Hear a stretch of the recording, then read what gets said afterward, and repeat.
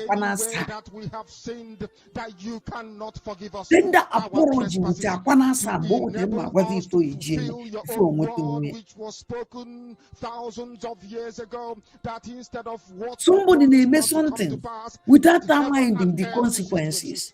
You opened your mouth Only for in the the time everything I name of Yahweh Yeshua. solo. Before you name me check good. Oh, the cop, Takwana. Chineke men.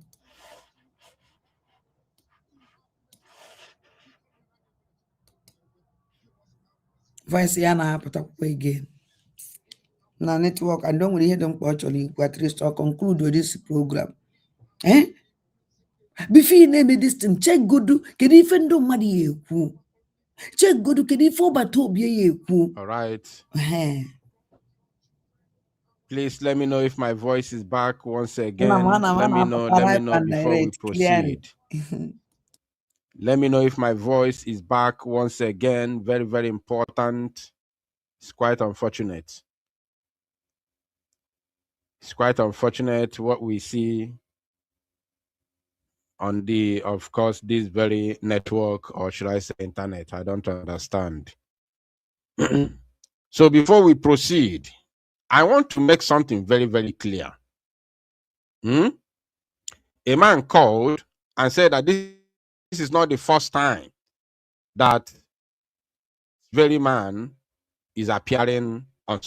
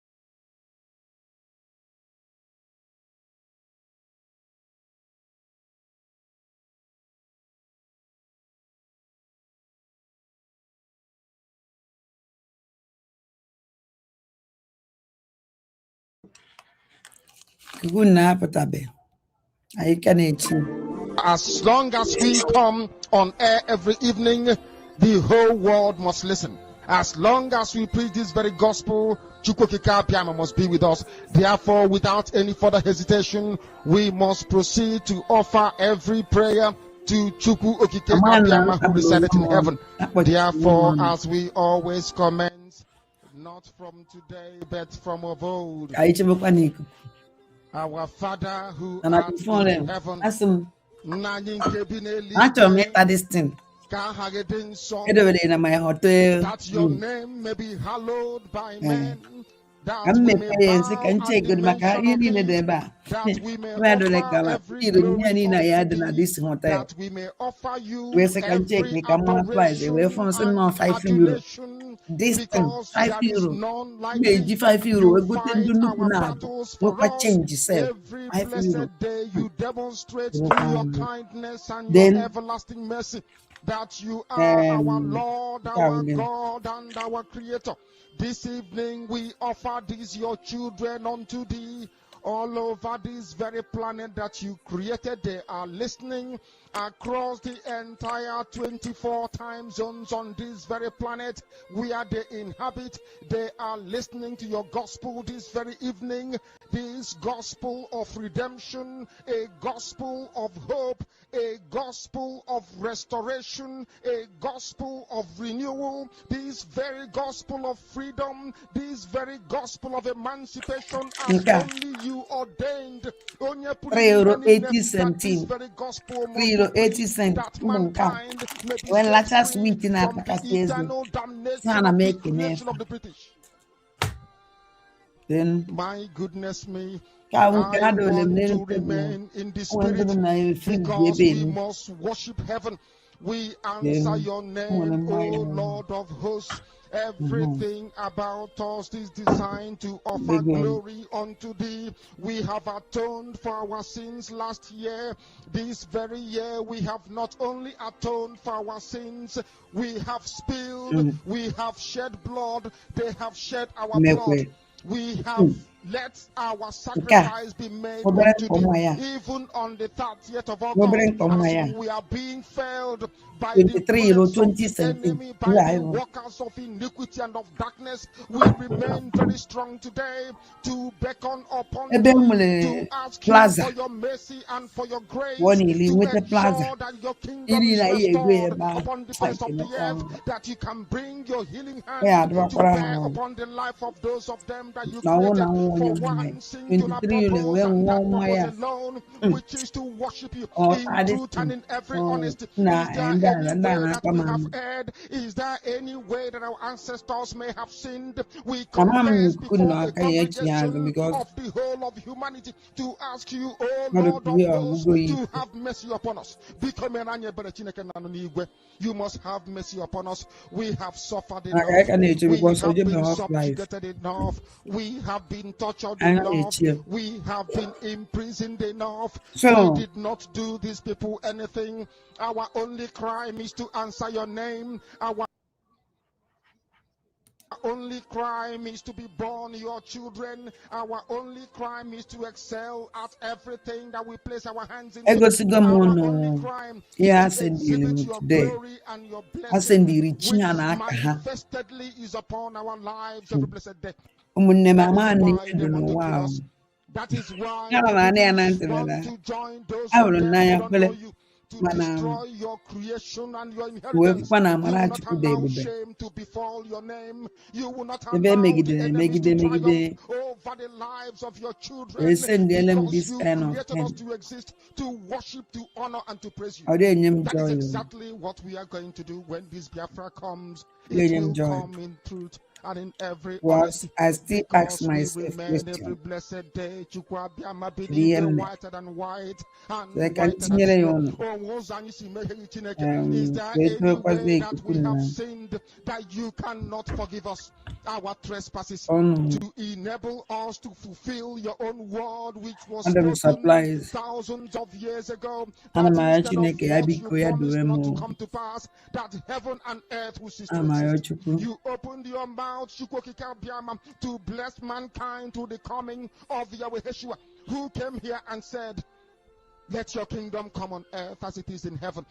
Those words jee can n'akpati never m be in vain, epee nya wee fụ because they are ọkpụrụkpụ unyi anchored upon your holiness akwa and your nne so magnificence. ọkpụrụkpụ unyi That nke is ozugbo why ebe in the end we know that nne Biafra will na-epiri ya come, ọwụrụ ọkpụrụkpụ unyi that na nne these achọrọ m children ka that unu you have ga-ebibi given ya birth to all over the ama world, na unu na-anụ ihe ọ and na-ekwu their children, and ọ bụrụ na unu their anaghị anụ echere m children, and their children, as ama long na as unu they na-anụ give ihe ọ birth to na-ekwu them and they are Biafrans, ọ bụrụ na unu adịghị Chukwokikabiama, anụ and echere Yebewofufe, they will unu worship agwa you m na in truth comment and honesty section through this very world that you are doing. Mankind will come to understand you. Let your miracle be wrought in our lives. Let us witness and behold your magnificence, your holiness, your mystery, and your grace under our command. O Lord of hosts, we call upon you. We call upon you to heal. We call upon you to provide succor to those of them who are inconsolable. We ask you to come and strengthen those who are weak. We ask you to restore hope where there is hopelessness. We ask you for inclusion where there is destitution.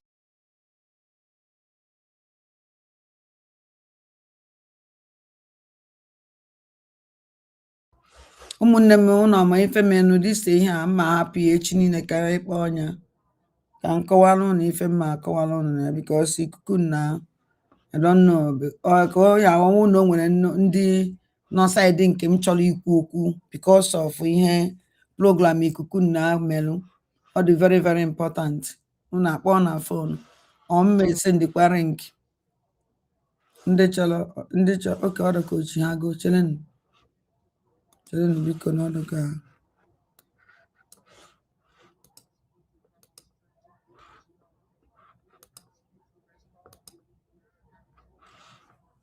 ọ bụ adọka ochi ha kwana mana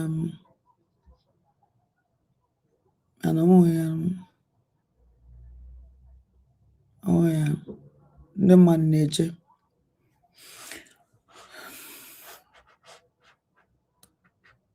dịtị na-enye nsogbu So All right. Please let me know if my voice is back or if I am agabiga, but don't worry. Nevertheless, yes, Nam. let me know if my voice is back. Let me know if my voice is back. Oh, well, there's something we need to deal with. There's something we need to clear before we proceed. Please let me know if my voice is back. There is something we need to clarify. There is something we need to clear.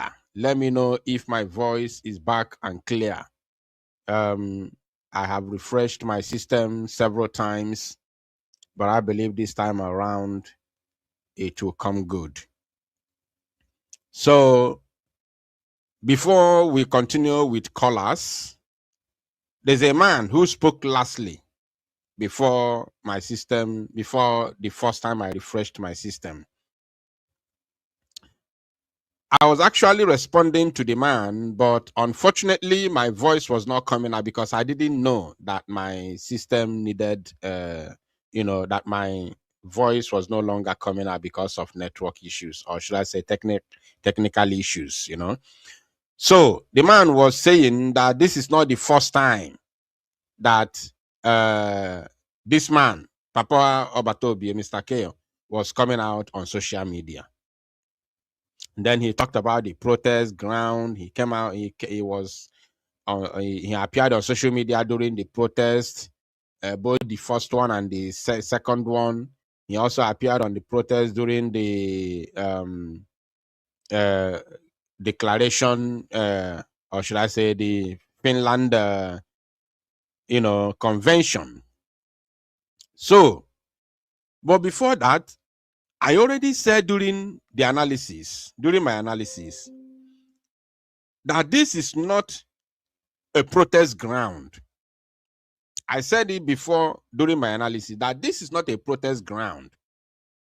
There's a difference between people marching in the street in protest, and then you talk to one or two persons, you interview one or two persons talking about the protest, than a private interview, putting someone before the camera like that on a program, a private interview. And now oputazi na-ekuzi gbasara ọbata obie personal matters, na-ekwokwu tax asịkwa tax asịrọ. During the protest, everybody can be interviewed, everybody can speak. It's a general thing. Anybody can even bear any name. You cannot be 100% sure of who is who, because it's a protest. It's a general thing. But when you bring somebody on a private interview like this, it is very, very clear what the intention is. Clear. Everybody already knows what you are doing, and whatever that person says will be taken as it is. Not a protest ground. What happened here during this Vam interview with this man has nothing to compare with protest or the Biafra convention, Finland convention. It has nothing to do with it. This is a private matter. Yeah, now this man now completely like full time. Like in the watching this program of Vam now, where full that man amalugo onyobu than for ya na protest ground, or even though they see it on the protest ground, the way they see him in this program, in Vam's program, is not the same way they see him on the protest ground. Not the same way. It's not the same at all. Not at all. So it's to clear the air, right? It's to clear that very narrative that this is not the first time the man is coming out, because so the same thing Van ya because so many can respond to me or even do more damage control over this interview. only the same thing, that this is not the first time. But you are the first time, you are the first person who has brought this man to a private interview on the screen like this. Let truth be told. So nobody should come and tell me. I know that the man was on our protest, even the first protest that we were very few. He was also on the protest on the 4th. I know. But nobody has ever invited him for a private interview as it is. Nobody has done that. Only Vam Vam Vam. And it's not necessary. It's not needed at all. At all, at all, at all. It's not needed. Let truth be told. Let truth be told, it's not needed. Caller on WhatsApp, please go ahead.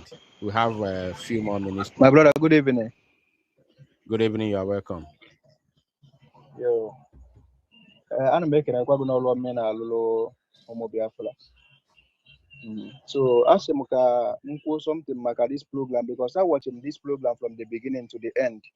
And yeah, no about one no may understand na name this moment. I discover na the lady Nekuno Israel. According to Yokulu, no nye her information. I believe Yogwa Hakahana, which based on my own thinking, and my affairs na Yagwa in the first place. And we detained in a good intention to this case of Batobia now. For their own mind, that thing Agwa lady, I do go against all Batobia, Manobulozi Yagwa Hakanaf. That is the reason why the lady to ne give it up on us, Banaya resign.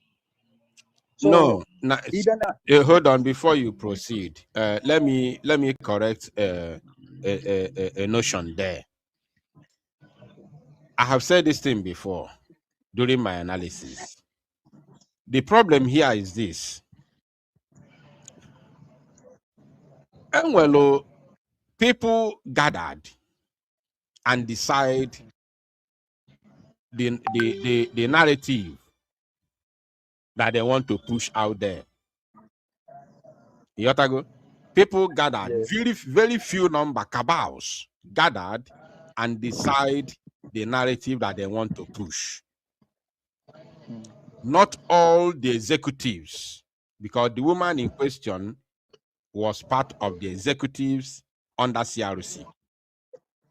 Because she was, before her resignation today, she was the Deputy Minister of Information under Vam Vam Vam in CRC. So, not all the executives know the reality of what they are doing. There are a few cabals in the feeling of how Abundisi, the decision makers, not the executives, the decision makers, very few numbers. You got to go, oh, how Abundi na gather, concoct or something. Well, it's a web an executive. Was in the executive, yeah, actually. Then on the executive, guess, yeah, oh yes members. Then a Van Van Van publish as their information minister. Yotago. Even Van Van Vam no way, Van Van Vam no way, add her among the cabals. Van Van Vam is not among the cabals. He's just an obedient fellow. Yotago. This man up now. He's not the one behind it. That one I can tell us for free. If you see this one, I can tell us for free. Not Van Van. Van Van Van cannot convince Mr. Kenya to come to this interview. Mr. Kenya is not a social media person. He's a very shy man. Yotago. He's not the one. That I can hit my chest and say, that's why I don't want to hit hard on Van Van Van. Yotago. Because I'm a female behind the scene. We will conclude, Omar. Okay, kita can understand makaka come to oja team oja bo attorney criminal. Someone na fast na ya no way do with bad intention. No. Hold on. He's the one who did not put it clear. Van Van Vam did not put it clear. There is a civil attorney and criminal attorney. That is not calling the lawyer a criminal. No. Yeah, a lawyer who is fighting against criminal charges on Mazi Simon Ekpa. You understand?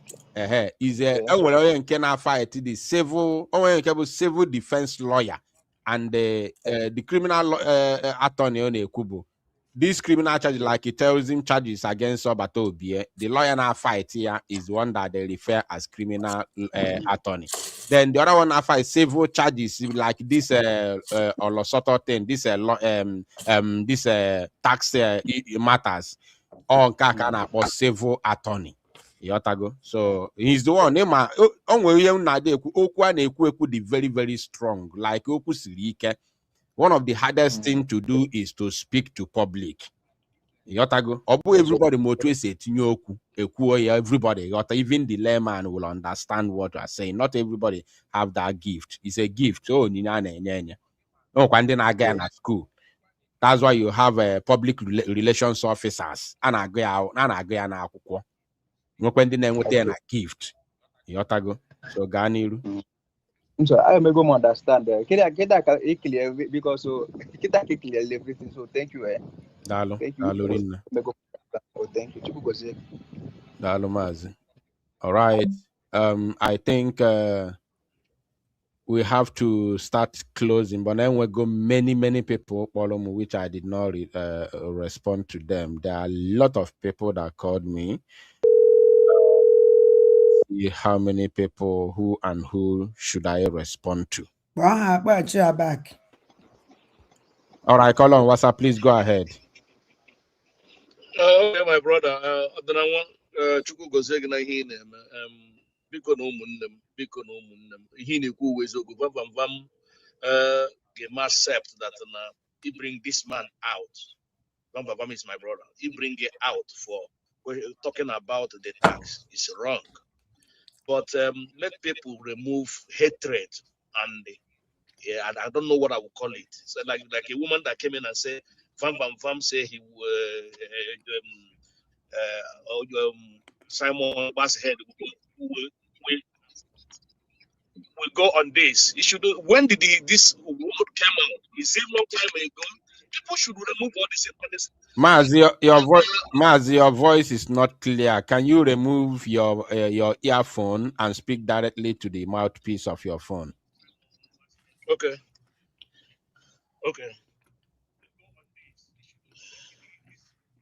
Can you hear me now? Better. Please go ahead. Make it brief. So the thing is that the people saying something that happened long time ago, bringing it up now, because like our prime minister said, let's stop attacking our people, not you in particular, but people calling on your line always attack people. Can they stop that? We said that our prime minister said no attack anymore. Odrama have come here and make something that Van supposed to take precaution of it. Come here calling names and they calling my dear brother, it doesn't make sense. We want to be one people, not attacking people. He made a mistake. Come here and say, okay, he made a mistake because for discussing about tax, but coming here again, calling him names and talking a lot of things doesn't make sense. That's all I want to say. People should know, if you hate somebody, keep it to yourself. Let this thing let our prime minister come out first. Keep your hatred anywhere you want to keep it. Let them keep their hatred. If you hate anybody, keep it to yourself. Stop bringing it into this platform, because Odrama is saying something like other person said. He's saying something straight. He make things. He's angry because Van bring this man on the net. Period. Not calling names, please. Thank you, my dear brother. That's all I want to say. Thank you so much. Thank you. God bless you. All right. The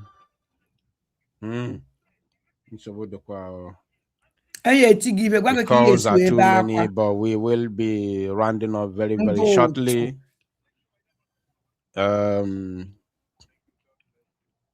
I don't want to analyze, like as I said, I'm not going to analyze what Mr. Kenyo said.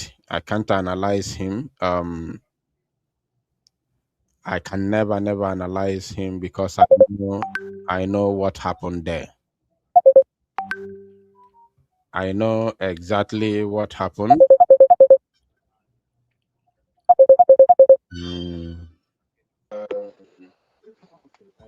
Hello? Yes, call on WhatsApp, please go ahead. Ojinawa, good evening, sir. Ada. No, good evening. Keke email. Oya Edika. pia. Oya pia. Yes, sir. O nwere ka nsi wee nọdụ mụ na odogwu nọ mana ihe ekwu ha m odidi so nchọ ka ntị etu ya ọnụ onye nja sound like this. Ọdịnanwa ụmụ ihe nchọ ịjụ does it mean that na this group of vam ha enwe onye ha na take advice from before they start doing something? Is it like ihe ọbụla ha fọ ha gbapụta on air bịa kwubo ya ozugbo? Kedu ife a na-akpọpụta this white man na kamera anyị ka m na-ajụ? Ka one ya the charge. Chineke nna kedu this papa achọrọ m ịmụ ụdị ara ị chọrọ ewe, achọrọ m ịmụ ụdịrị stupid anyị chọrọ dị n'ụwa mana ka anyị nwenu boundaries na ka enwenu limit na ka ekwena ihe a na-akpọpụtara nwoke a for Christ's sake na kamera ndị nna na-ajụ ya ihe m amahụ soso ihe abụdobe ihe na-agbaka ihe ụzọ akọrọ ebe a nụọ ya soso na mgbari TV wee fụ nwoke a na kamera egebekwa m program ama m ihe na-emenụ nọ na njọs nọkata tụgharịa like this welite ihe amụsị ka mmagodi ife na-eme gbai TV ọ bụrụ gị nwa nklik ọ bụrụ gị nwa na ada oke ada ka m fụrụ nklike nke ada ọ na-akọgodu onwe ihe ọ na-eme analyze na-emecha nje na platform ya ekwube ka mpịa nke gị nna mfụ ọbụna ebe ị nọbụ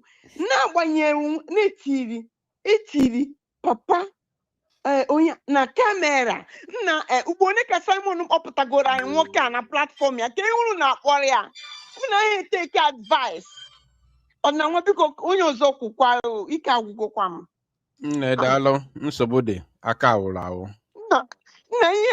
nna ya nwụ nna ya nna onwekwa onye anyị nwekwa ndị ndụmọdụ nna orube ka Biafra struggle ya enwe advisors agwa gị na eze onye agwara na-ebu nsị na-akwa abalị ma afịa ịghọtago mbete otu ọbụla si na-adịkwa anyị etinye okwu ọnụ ka Biafrans a ka this struggle nwekwa top advisors abụọkwara ndị Igbo maka ndị Igbo ka never ndị Igbo achọghị onye ọbụla ya eli difa onye nchọpụta ndị Igbo chọrọ ịbụ ọgụ onwefa ha jezie chibo onwefa mana bikozi n'ihu Chineke n'ihu mmadụ bikozi anụ na ọmakwa ka ọ bụrụ mọmi anyị ada dị ọra mma ka anyị ga-ayọ ka atọ to this man akpọ anybody kpọrọ ya next time ya pụtakwana ka bịakwa bịa mesi nwoke a up ka asịkwa nkịta na ọ na-atụ asị ya na drag wazie o nwere ihe ọzọ obere oge na drag wa ya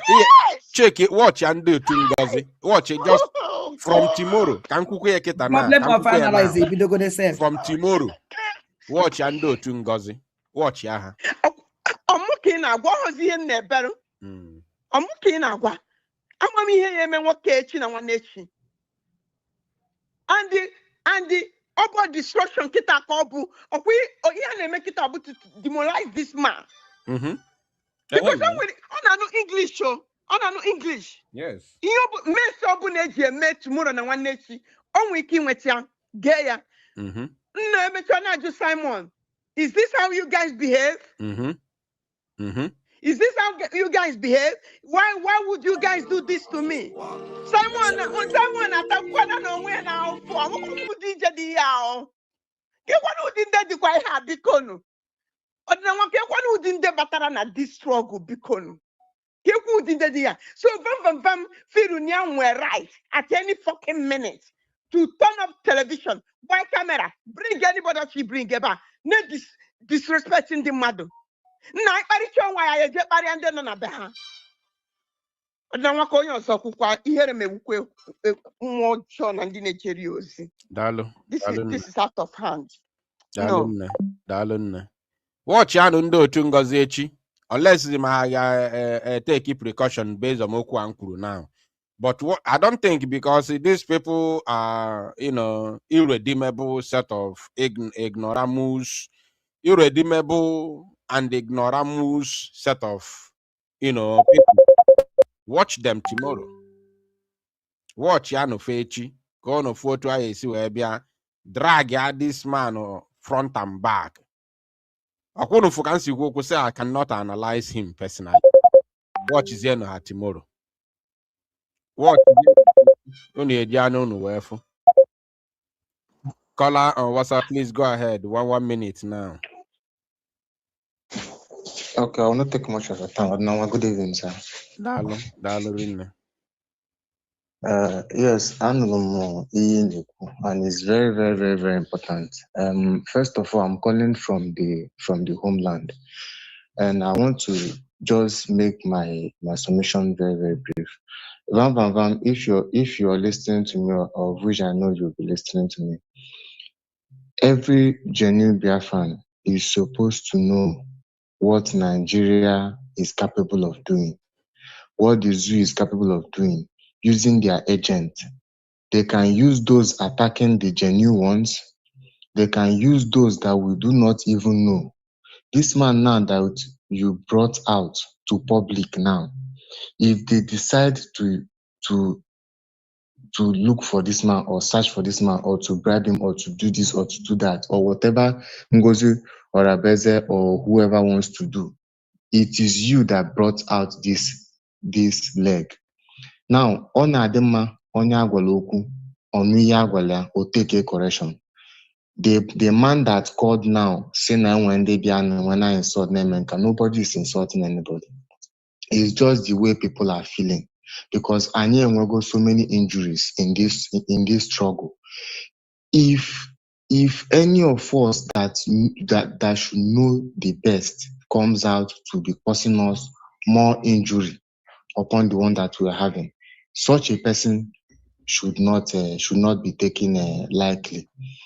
Today, tomorrow, from tomorrow upwards, I want him to come and take corrections for what he has been corrected. And it's because of the divided house that anybody can open camera, you can come online and start saying whatever you feel like to say without control. It is this same divided house, and this same divided house should make people of anybody. Minister of this, minister of that. You should hold yourself and make sure that you are not causing us more troubles. I will just cut it here. Thank you, Adnawa. Thank you, my brother. God bless you. All right. There's a comment. I would like to bring it to the screen because of the people who think the same way. This name is very familiar. Somebody, this is real. Either this is real or this Israel or something. This is real. So he said BU, which is Biafra Unite, is practically obvious.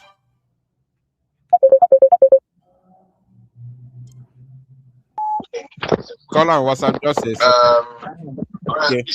okay, go ahead. I will address this later. Go ahead, 1 minute, please. Oh yeah. Maazị Ndewo. Chukwu gọzie gị. Ọ nwere okwu ndụ na-agwa ndị mmadụ na onye ọbụla nchọrọ udo n'ụwa udo ga-abịara ya. Sure. Mana onye ọbụla mbụ na onye ọbụla nsị na udo adịghị ya mma, udo enweghị ike dị na ndụ ya mana ndụ agbụrụ ya. Sure. Now, one of our brother Mbiara to defend Bam, and that is even the person that makes me come and talk. Hold on. Everybody who speaks here speaks his or her own opinion. Okay? Exactly. So when you come, when you come here, you speak your opinion based. Exactly. So don't address anybody's statement. Speak your own based on the program. Right. Because why I'm even trying to touch that angle is that how many times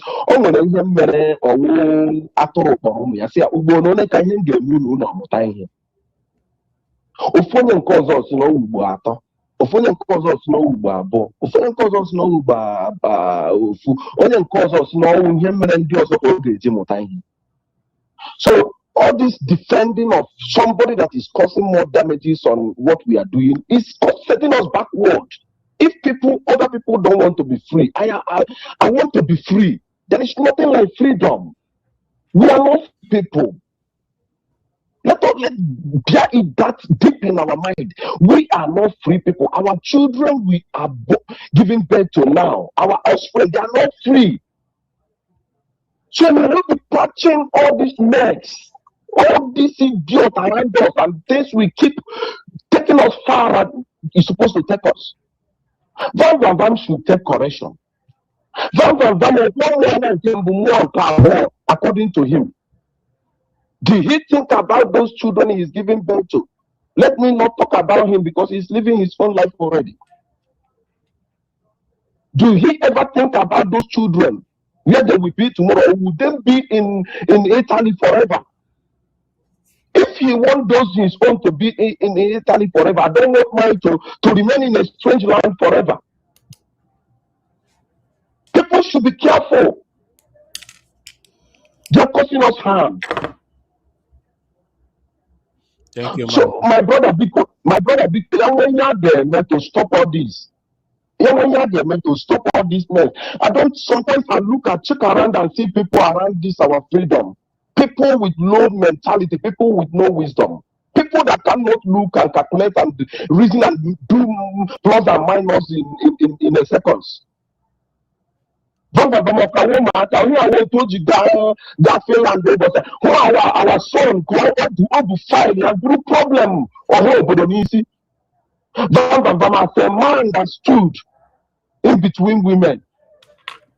Yes, we know who Okutendigbo is. He's our proud son that we will never neglect himself forth in this life.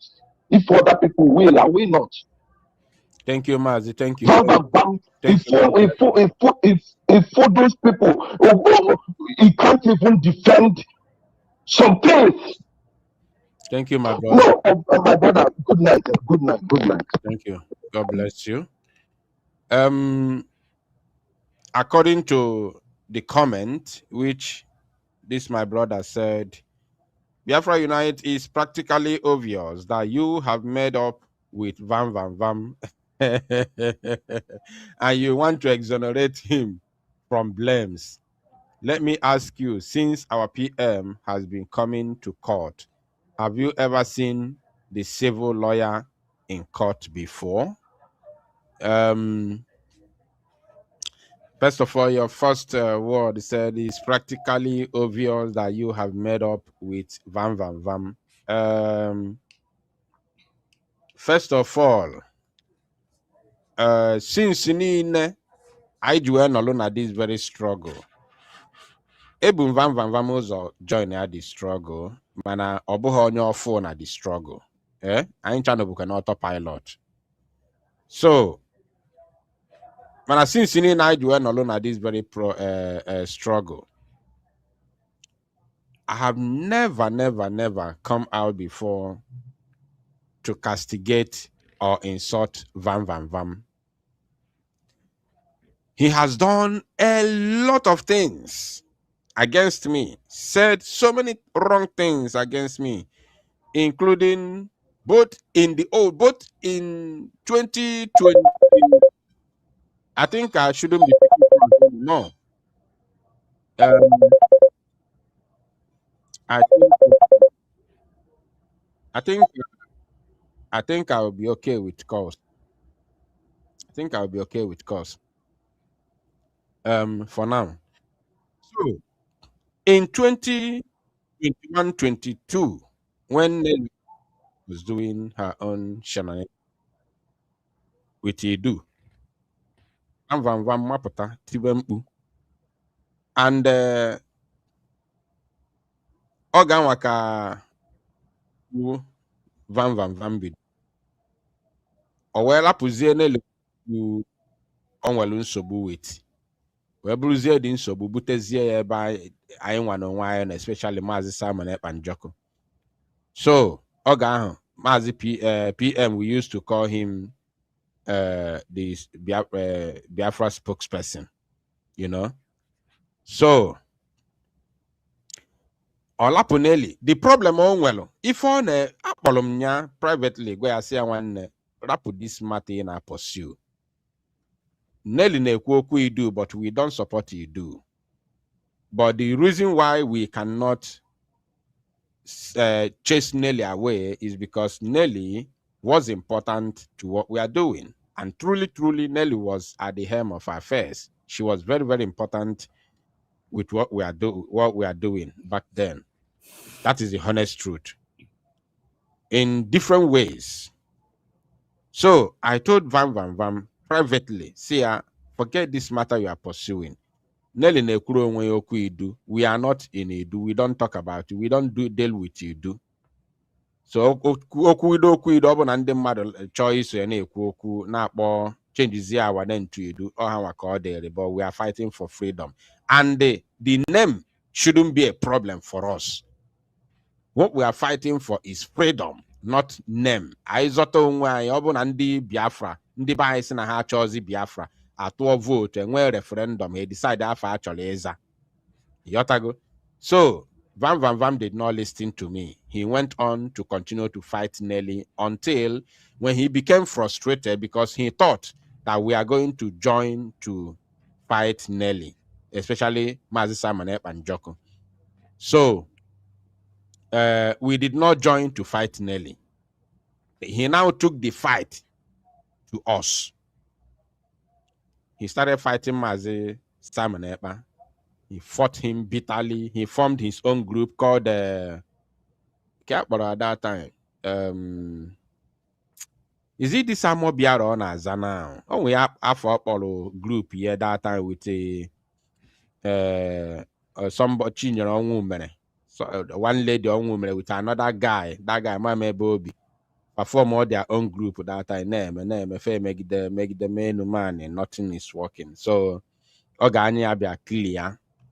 During that time, he made a lot of program. This faceless Anna, but all Van Bidoro Power Biafra Unite faceless. This particular faceless, no, all Van Boy tell that word faceless. So he did a lot of things, calling me also some. He used to have full-time program, like from beginning to the end, 6 minutes program, 6 hours program. I mean, 3 hours, 4 hours, analyzing Biafra Unite. At the end of the day, no response from me, nothing. Nagwagi 2021-22, at the end of the day, nothing, no response. So, Omesia Pota, Oga Anya Bia Fuoye, or Rapu those people, Yana Aneme, and Achiata back to autopilot again. Obiatenda public apology. So the public apology was directed to PM, not me in person. So, but Mbiasi anyway, since he has apologized to PM and PM has forgiven him, and then Biafrans have also forgiven him, So who am I? And then I equally forgave him. I forgave him, and then we move forward. So after that, when PM Bialungu went Sobu, Van Bidokwa, and then when he did something very, very terrible. A personal voice note that I sent to him, he played it in the public. He played it in the public. He castigated me. The public notice that I wrote on my own, for use analyze that whichever way they wanted, in order to suit their own narrative, trying to change it to what I meant in the first place, concerning my platform. So they analyzed it in a way that they decide they wanted to suit their own whatever narrative that they were trying to push. They were doing those things just to bring me down, not that they were doing it for the betterment of Biafra, because when anything made able for the betterment of Biafra, I put it in the public that I'm going to sell the platform because of the sabotage in the struggle after our PN Walunsobu. So They began to analyze it. Van bully any Siana Parawasoni, Fabri any Sina Mari here and there. I didn't respond to them. Not at all. So, nka yomelo. Ona akpomi ekwensu rachakwa ya anya ketekpa gbagbukwa ya nka nwa afọ na-akpọ m onwe ihe ọ na-akpọ m n'ụwa mgbachie nkịtị asahọ m n'okwu. So then o mesizie bozie m ebubo. O nwezi ebubo jọrọ njọ obolo m say that I'm working with Mazi Samanekpa prosecutor. Somebody chọrọ ịtụ our PM nga obozie m ebubo because ọ na-achọ ụzọ nyesi wee react ya. Obo m ebubo that I'm working with prosecutor. Onye chọrọ ịtụ Biafra nga. Like onye chọrọ ịtụ the whole Biafra nga because ọ bụ Samanekpa ka a na-eme na ọ bụ the whole Biafra. Or see that I'm working with that person to imprison Biafra. You know, so and that was a straw that broke the camel's back. The many went away because in week anything me because money na because as long as I come there, chai na nachi about. So man, I bolomo. No be anything vam. My program before. So that a lot. Oh, tell him which no met public apology to that apology video. So the Yom Sim may I accept. So which I did as then at the end and on the make us within 2 weeks. Wherefore but this is not what we are going to do to get Biafra or to help our freedom. Rapo ha gawalo. Vam bidokwa again. Which I did not respond. You know, so at the end of the day, I don't respond to those things, you know. So follow me. If you have been following my case with Vam since 2021, you know that I don't respond to Vam. I don't. Now I know where I don't respond to him. He also and after this program, again, I can never respond to him. So the only thing about what happened. I'm nobo Vam. Follow this man na convince ye ka obia me interview no mero. Mba. Obu Vam melia. And one reason why you because if the man in question somebody money I not go meet him many times. And though somebody it on how to we make it within the buy because someone and the buying is swimming. Oh very well. He knows very well that in the Bible you swimming. He knows. Many times. Yotago. Okugo many things about Ioma Basalun de Bay. Yotago. So on atun egu yan and the Bay make ife too much. Now I'm talking about this very struggle. In this very struggle. So it has to take the intervention of Imam Madabu because yan Imam Madabu ne kukwa. Yotago. It has to take the intervention of a man for him to accept to come to this interview. I'm telling you today, I know I'm there. I'm not there when they did that conversation, but I'm telling you based on I know that man. Van potaze the bunk. And actually the bunk yakukwe ezioku. Yotago. Actually the bunk yakukwe ezioku. So for you, say that you know, I've met up with Van this and that. If you get Van potaloya kibi akogwali I don't do that. I don't do that. Oh, it's on your one come. I know my akogwalo. And that is me. I will go many people. I don't respond. I don't. It's my nature. I don't. Because I'm maybe my fight, you know. And maybe my fight, you know. I don't fight something that is irrelevant. Or respond. I don't do that. So my brother, calm down. I'm not protecting Vam. I'm just saying what I know and what I believe that is real. So cool down. On that note, we have come to the end of this very program. Ayabanigo. This is 3 point something hours. So we have tried. I hope na onye agwala okwu amụtago. Although the damage has been, made. The damage is already there. I don't know how they are going to,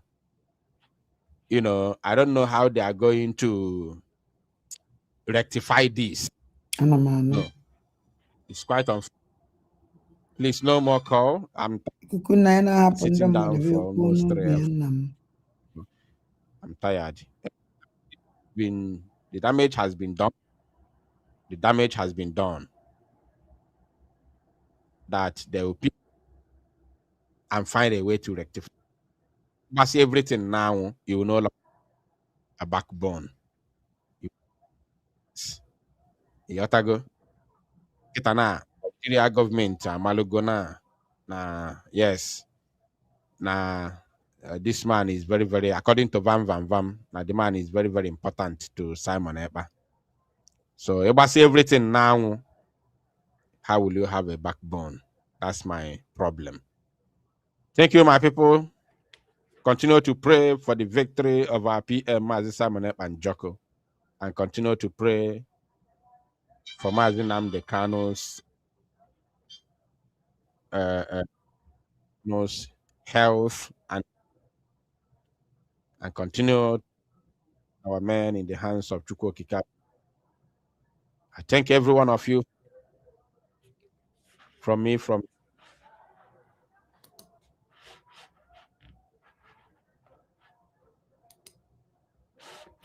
Wow. Gbọmụrụ nze mụọ ọzọ. Ọ na-afụgo ka o si ada. Ndị mmadụ ka na-asọpọtụ alụ by this time. Ndị mmadụ ka na-asọpọtụ alụ by this time. It's terrible. And they watch ndị a na-asọpọtụ alụ a. Ine na-anya okwu ọnụ ha ka fa si ekwu okwu emalazi ebe ha belongụrụ.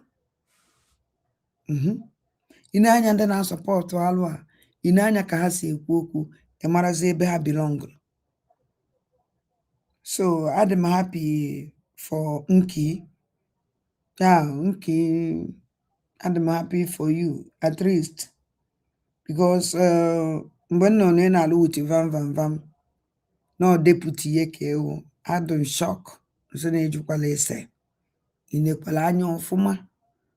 Okay, si no chozie no ewu no ibelongo somewhere or this chozie no ewu iso na ndị be a na-eme iji wee wuru deputy vam na o ya akpọkwa gị naanị ya ihe m nwa kwuru because na me believe ihe eziokwu niile metiri m mkpu mgbe m nụrụ ya.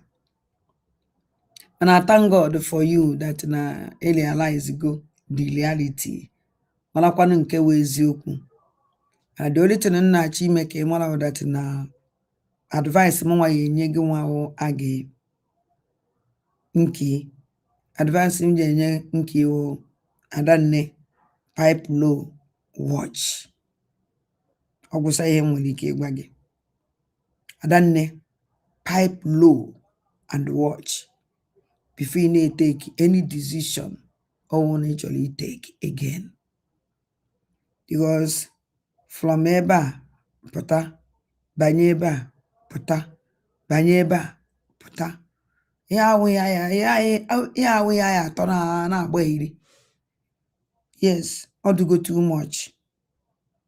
Ya agba irigide na agba irigide ekwesịzịrị ịgbazi pipe low. So nsọ ife nwere ike ịgbadowe gị na when you watch this my program. I like nke isi wee lezain ka baba ya ala ụra anyasị. Baba ma ọ na-ekpeta anya BP eme gị ịwa and a gwara gị agwa. So nsọ ya nwere ike ịgwa gị continue na-akparị onwe gị. Ụmụnne m nwere onye nọ side ya chọrọ ikwu okwu, line is open. If not, egosi m ụnụ ihe ka ngosi ụnụ ihe mfụrụ na be m this morning. Ma amalụ ebe o si. Amala m ụnụ o si bịa. I can just tell. Ama ana m emevie adachelu ana m ekwu vie ekun na abatakwa mana ona ekun na emechago ka m were m opportunity ya gosi unu ihe m furu na be m this morning eme me understand and achọrọ m onye ya nyere m aka kọwa ya biko ya bịa kọwala m ya aka na ọ dị mkpa onwe ma what is this ihe na-akpọ ya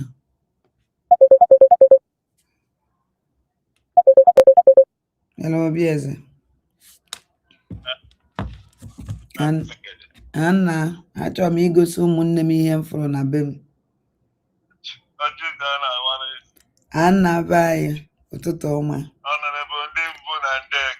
Anna bayi makwa ihe na-akụ ebe a chijina o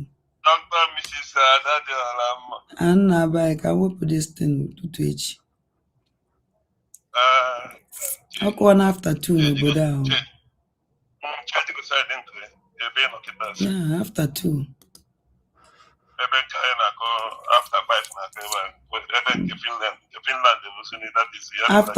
after 2 amadị na ọkụọ na after 2 ka nwetu onu nwetu onu ndị abịa Anna bayi mbombo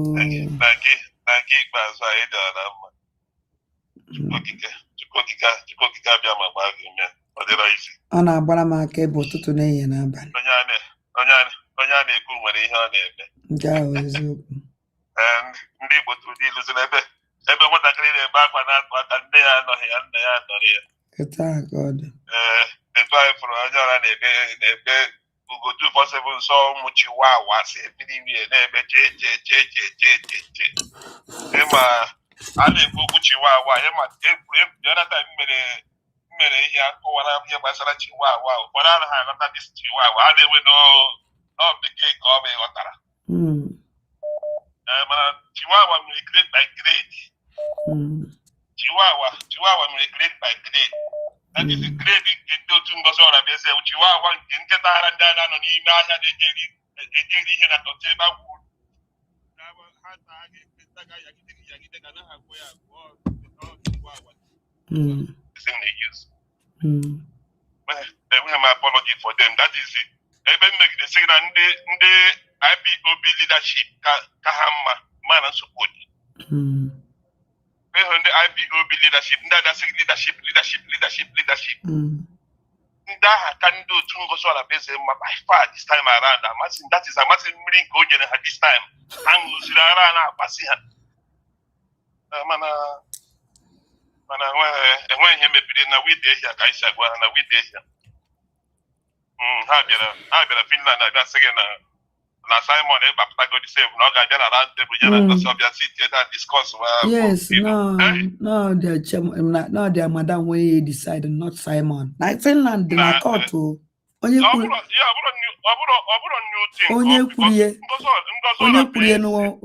n'ụwa nke a na-akpọ ọkpọle onye kwuru ya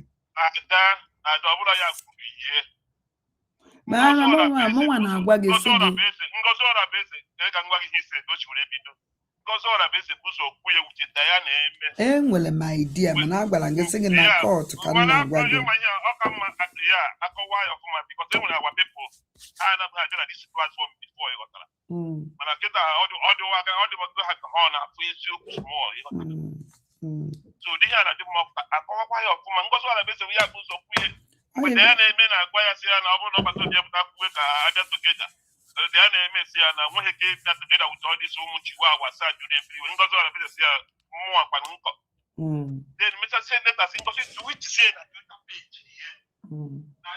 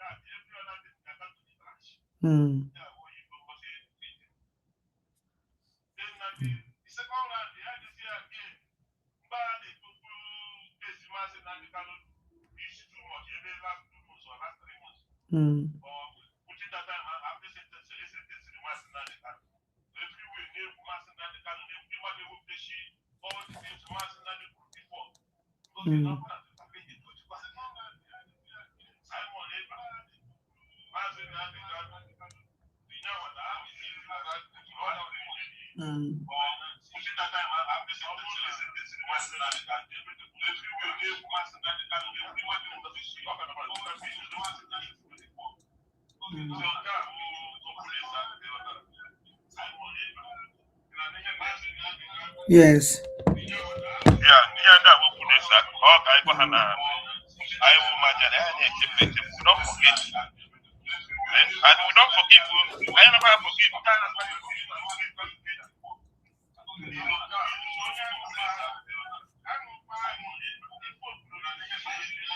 Yes.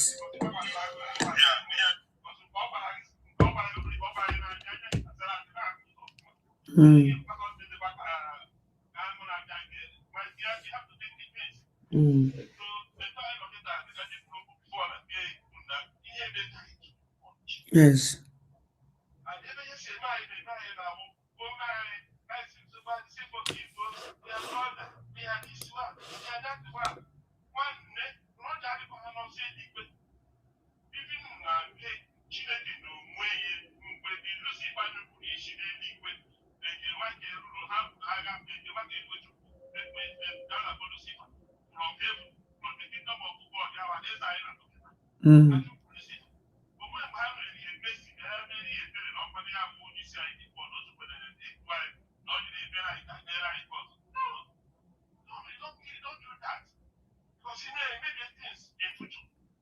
Yes.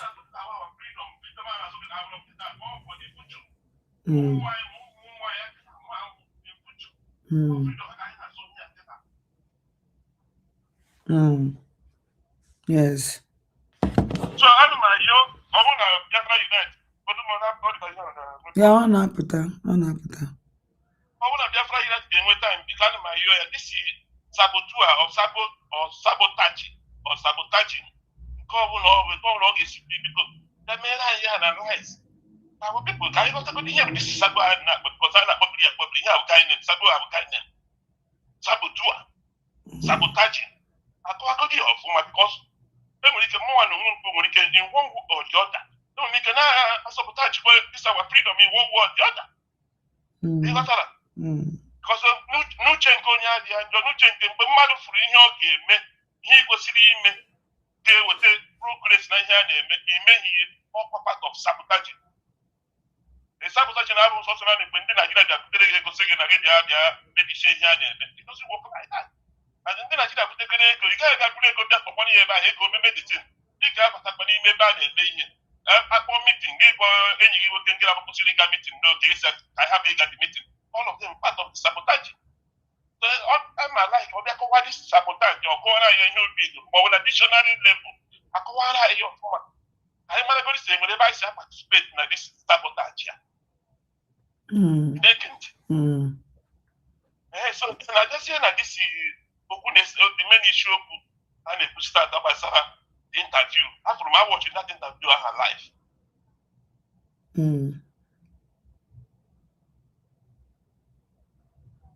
Because you second hand they happy, I can see that carry on. Yeah, I can see about yon. Maybe the Munwa say, okay, follow. Munwa kaja abia me program a me analyze. Ema ni ikuku na nwoke ka owu. Ikuku na ji, ikuku na nwere ya wo nwere.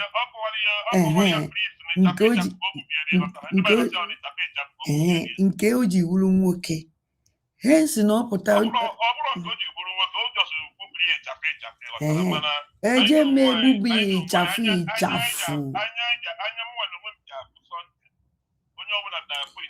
ebe vamvamvam a yikata n'ala yikatala taksi a wee giri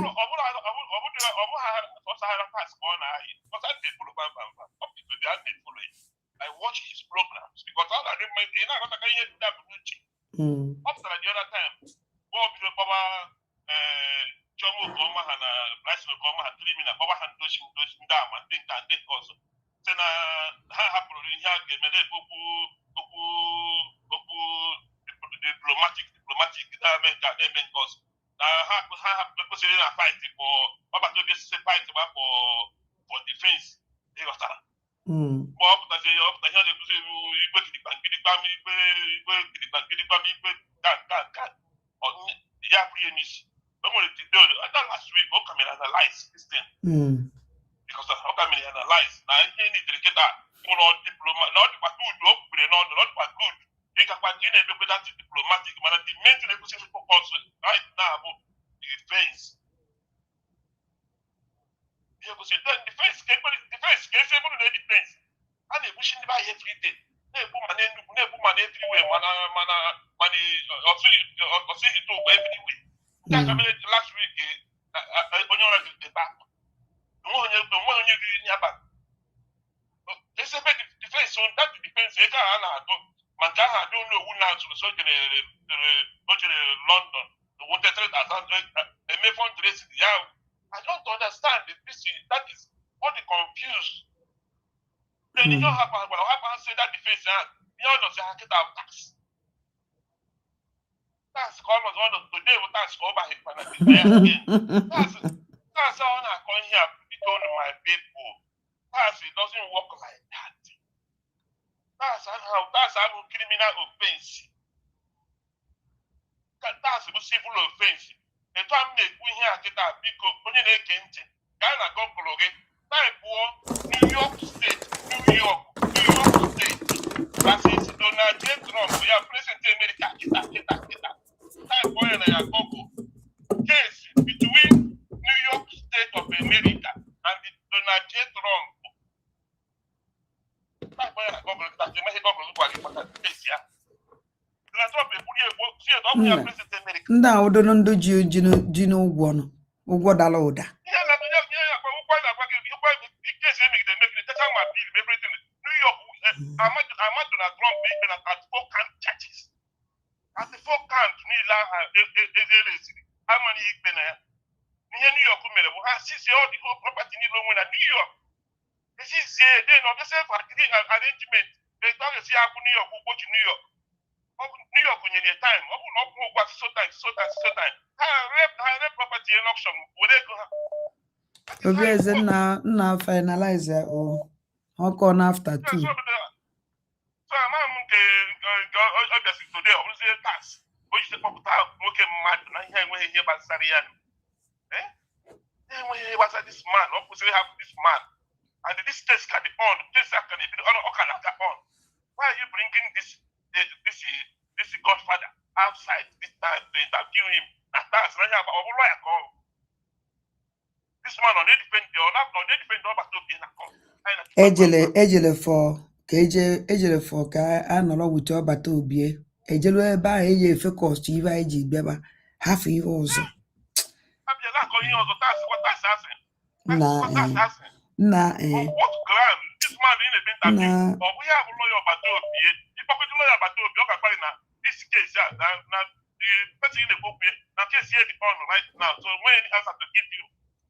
Just focus on the case. Nah, because finalize.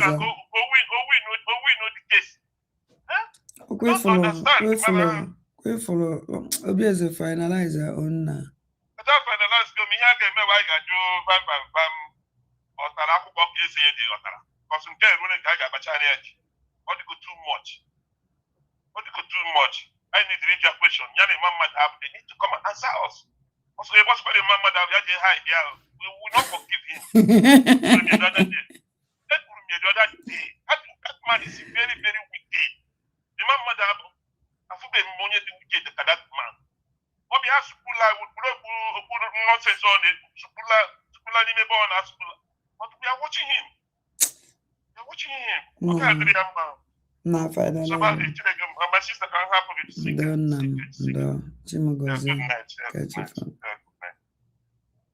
O nwere onye efu n'ebe a o dekatara ọ dị ya ka ma dị afọ ife ọ na-ede ọsọ m ada chere ka m gụọla m ọnụ ihe o dere nke ọma na abụrụ ihe o dere ada have you forget when you are sleeping with the baba in hotel Is your husband? Is your husband? That goes. Emo te kata dia kawan aku iwan ini. Una go talk tire. Kwa mono ihe ọnụ chọrọ ị na-anụ mma na-enye ya ọnụ nke a jụcha oyi wefụtakwara m ụnụ ọzọ o nwere o ya efutecha unu niile o ya efutucha unu nke a jụcha oyi ewefụtakwa m anọda bọmbụ na-amara ebe unu ba unu ekwete na ọ na-eme ka mkpọ ndị kpọrọ m nụ na-esi kpọ m ụmụ amoosu ebe nnọkọri onye ama na obodo adịghị mma.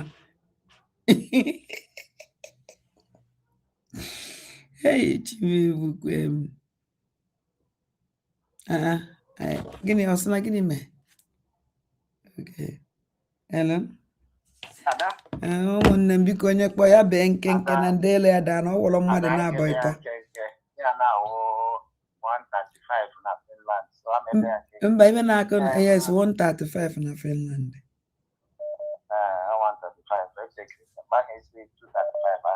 I made a mistake. I be a nature now France number France time ka amamibe na akọda akọ.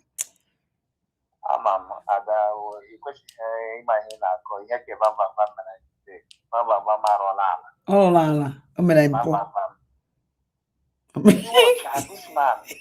Watch this man Kwesịrị nọ Izaga Mobiara PM. Kwesịrị make sure that he protects my brother. My brother. Okwe mana vam obata obie. Owo na vam nna bai. Owo na vam chọrọ ijuta PM something. Mbosa PM puta o the opportunity. Vam nwere ike ijwa PM say can I see you with 1 second na so no so. Instead vam ya ju obata obie can I see you 1 second no so. And I permit here. No one PM interested about vam. Because when you PM GM, oh yeah. Instead vam GM, you want to show hug. And then when noise from that place. Instead, you may vam na show homie this portal phone. I let me make a hug be PM. I'm on na woke and make hug. Eche ni nwoke na-ekwe n'aka ama na nwoke na-eme hug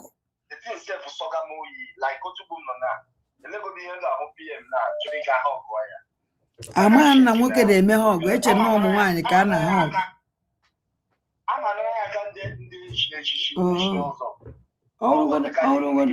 ọrụgo na ịnaghị ya aka ndị chiri ọzọ ọrụgo na ịnaghị aka ndị chiri ọzọ atịrị ikwe niile n'aka ama na nwoke na ahụ ọgụgụ nwoke ibe ya ama kuchina ya aka ka ọzọ because of why ọwụ ya mekwe na ọwụ entitled man is otozuru ya ama na ya aka now this man this idiot daga onye na anyị PM zanya makwala work nobody should come and tell me ana m aṅaba ntị nobody should come and tell me that's rubbish ana m aṅaba ntị ịmụ anaghị alụ a na-efu eze na-asọgụ PM sịsa agbana nwoke ka ịgbazie nkịtị ha na-eme mpụ. This man was a Finland. Okay, look at the train station. You can run with the road. Take us to the nuisance. You are with them. The train station. Down, as if it's not enough. Okay. Now came out. You say, I can't with you. There is nothing like na lawyer over to be saying no. This is na lawyer over to be no matter okay, if it's 30,000, can lawyer be aware of? He say when a clerical lawyer, consult the lawyer consult they calculate that. That's 140,000. Where is it coming from? If what was calculated initially, if you decide they are doing their case over to 30,000 euros. How come? Workers in prison, there was a recalculation that now gave Do you know the percentage increase?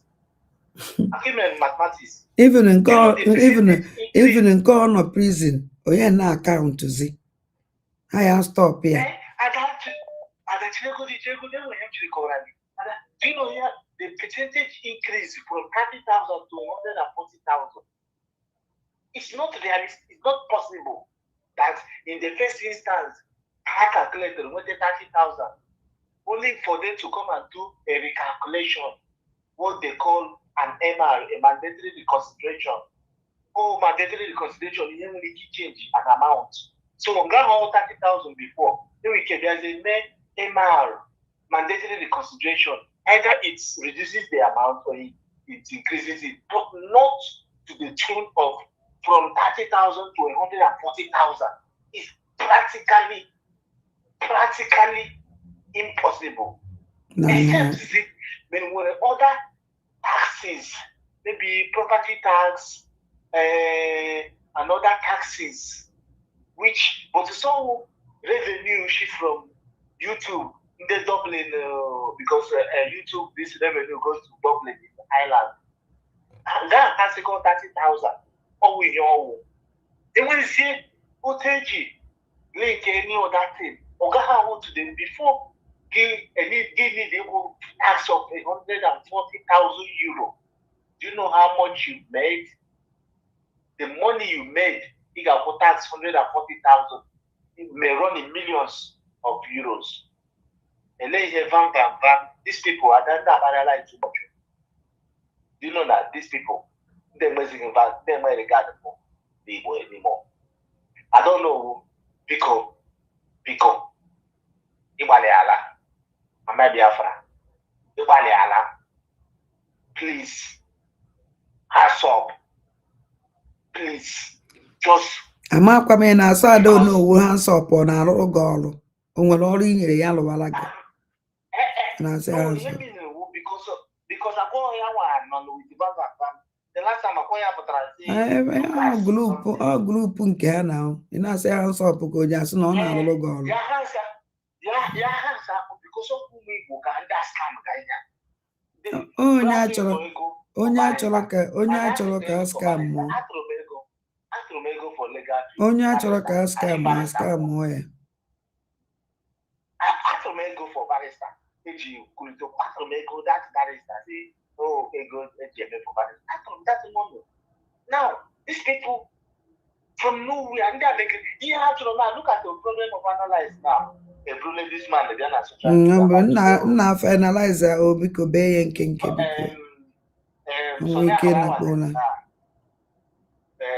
So now will bring this man to the media.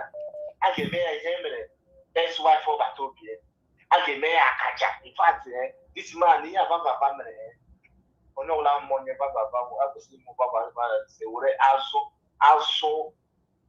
to train my auto to pay now before give us your no, I saw like this. I saw an ass amazing like this. I saw Baroka. I saw that man is I told you, do you cool? But that guy, oh my goodness, as I just see that man, you see, why Van carry this man come for social media? There's no need for it. Which I stand with that lady. They asked the barrister, and when let me go tax, let me go £1 million tax, €1 million, $1 million tax. And this Baba BMG, it cannot be no appeal. It's never done anywhere. Even the Baba PM will keep tax till the year more. Some people now go tax till 2050. This one €5 kg every month. No, you can no afford. I check if your income, one of your income will take. See the main increase. Give me more than €5. And then one afford. They will need it at that time. Biko na biko finalize na biko ka nwe ike na kpo na biko ka nwere ndị chọrọ ikwu okwu biko. This Van. Yeah, don't catch you.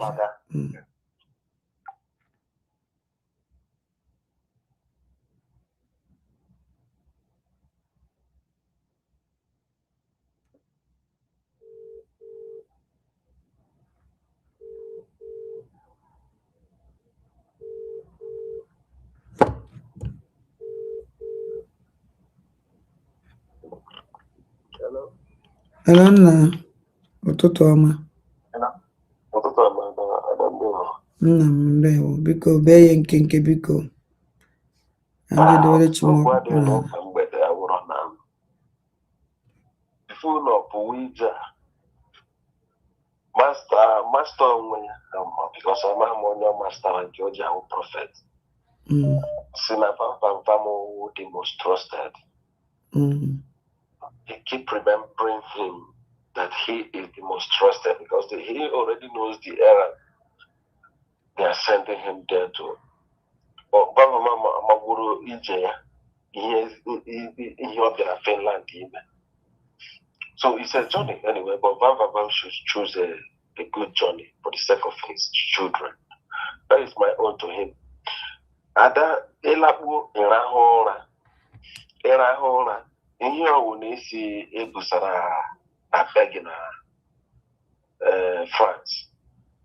Ndị Igbo tụrụ ilu si na ngwugwu mara onye kere eriri mara ngwugwu mara onye kere ya. So onye ọwụ na-ebusara ya ọgwụ busara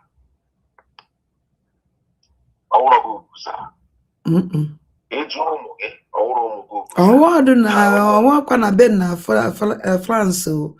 Ihe ahụ na lọgeji na akpa njiri na ọ na Finland ka m nwetara mma akpọrọ ya ụnụ.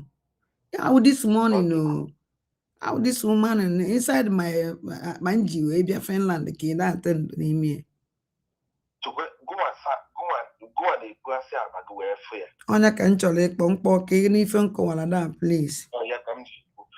Sọsọ ihe mmabedere wụ ihe ọwụla ọwụrụ tata ka ịfọrọ ife jide obi gị aka ịlakpuo rahụ ụra ya wepụ ya sikwala na ọ nke a na-aga bịa butuo mmụọ gị bikọs ihe a m chọrọ wụ ibutu mmụọ gị and mgbe ọwụla ebutule mmụọ mmadụ emerigwe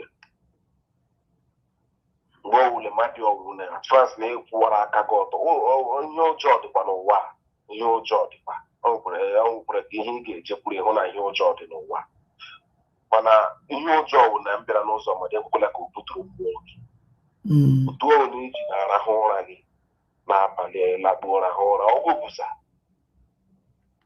ọwụrọgụ busa bugodoro nke ahụ n'obi na ọwụrọgụ tinyere ihe eriri mara ngwugwu mara onye kere n'otu a ka ọ dị mma ọkwa ihe a ga-elebakwara ya anya ọkwa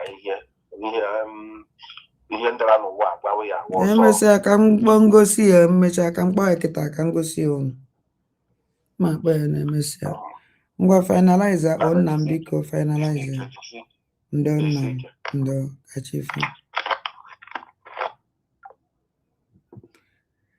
asa odogwu ka ebe ị nọ ngwa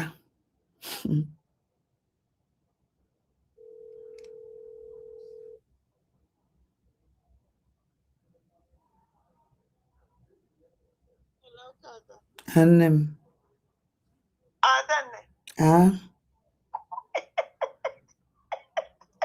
n'ihi na-atọ gị amakọ m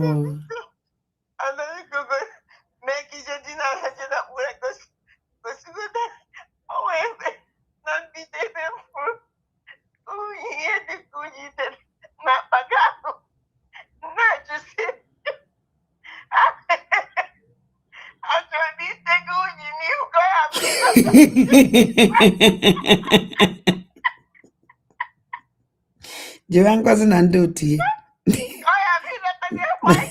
ọkanụ ntakarị na ndị otu ya oge nkele na ndị otu ya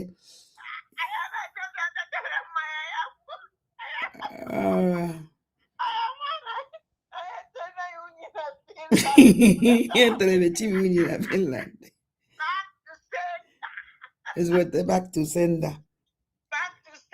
Waje egwokwa ọzọ.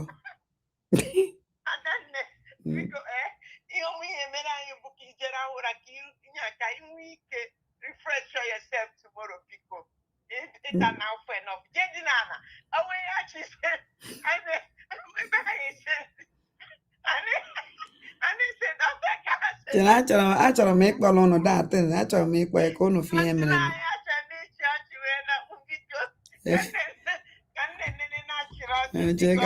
Ka m kpọrọ ya ụnụ. Ka m kpọrọ ya ụnụ. Ka m kpọrọ ya ụnụ. Ịdị ka chọrọ isi ada ogo mma. A na-achọ igbu nwanne m nwaanyị bịa ebe a na-achị m ọchị. Ihe ebi ọgọdọ ada bịa ya akụkpọsịa m anya. Ọlachi ka ị na-achị. Jisikwa ike o. Jisie nnọọ ike. Ekenekwa m gị. Otu a ka iji esi wee bịa zọpụta m. Wete ọchị. Gwa ụmụnne m ihe awa akpa m ji wee bịa Finland. Akpa ya egolo m ya a day before me travel. Paaki akpa m niile n'ime ya. Ụnụ mana alaikele m white. White would my best color. So achọrọ nke ụnụ fụ ihe mere this morning. Na họteelụ nọ ya. Any info. Just watch. Ọzọ ụmụ ike nji abịa ekene m ụnụ. Ụmụnne m etetere n'ụra n'ụtụtụ a wee pụọ wee sị ka m kwado ka m mara ka m esi ụbọchị tata ya esi wee gaa wee jee n'akpati m epe nya wee fụ ọkpụrụkpụ unyi n'enu akwa m na-eyi so ọkpụrụkpụ unyi nke osikwa ebe were enene epirie ya ọwụrụ ọkpụrụkpụ unyi na nne were eje tii na toilet flush anya chena okwu agwụna anya ka m bịakwala ọzọ ka m separate akpati m ka m were akwa lulu dọtị tinye na nke lulu inyi were nke ya one side nke lulu inyi one side akwa nru onye yere na ihe lulu dọtị one side akwa kado ọcha ka ha fi na mix ya na abụ together ya ka m na-eme nna wee mepee akpati m nekwe na ife fọ na akpati ọkpụrụkpụ unyi na anyị akpati m ji bịa Finland ọkpụrụkpụ unyi o amara m ife mma akpụ ya na anya akpati mụ nwa golo ọfụ nji wee tikọ ya akwa dị new na ihe furu n'ime akpati m just watch na anya ihe furu n'ime akpati akwa m na anya ihe furu n'ime akpati akwa m ihe niile ọhụrụ furu ebe a nwunye ụmụ Igbo ụlọ nze m ọzọ ụmụnne m ife niile ọhụrụ furu ebe a nwunye ka ọwụ ụmụnne m ihe a nwunye o ụmụnne m ife akwụkwa na unyi o n'ime akpati akwa ngolo ọfụ ana m esi nri unyi desensasị na nni na mere mistake onye na-akpọ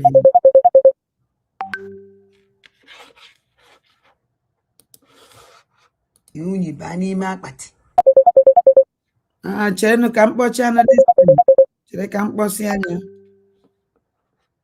biko chere nwee ndidi na-ene anya ihe niile anyị fụrụ ekwe nke akwụkwọ unyi na-ene anya akpati mpakịrị almost ana m alaiki mana dress m niile na-awụkarị white ana m alaiki ahụ white o akwa m niile almost akwa m niile na-awụ white alaikiri m ana m dress karị na white all the time my best color white na-ene ife ntụtụkọtara n'ime ajọ because of now white ahụ ka nji wee fụ ya maka white ahụ aka n'enu white ahụ anya ụmụnne m biko ana m ajụ unu kedu ka unyi si wee bata chee ka ntụ ụta n'ofu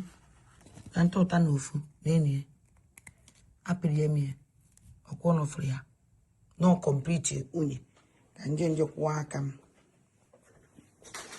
ọkwụ n'ofuru ya no complete unyi ọkwụ n'ofuru ndị ịna-anya ya afọ ebe a na-eji oji onwebugo ndị mpiri kwụọ aka the first one n'elu akwa kwụọ aka ma na nke tọrọ bịa tikali ọkwụ n'ofuru ya n'ọnwụ ndị ụmụnne m ọkwa na nwunye ọkwụ n'ofuru eficha n'aka ọkwụ n'ofuru ka ọ dị ọkwa ka ọ nọ na-afọ ihe mụnwa ada mmụọ na-afọ ọkwa ka ọ nọ na-afọ ihe mụnwa ada mmụọ na-afọ so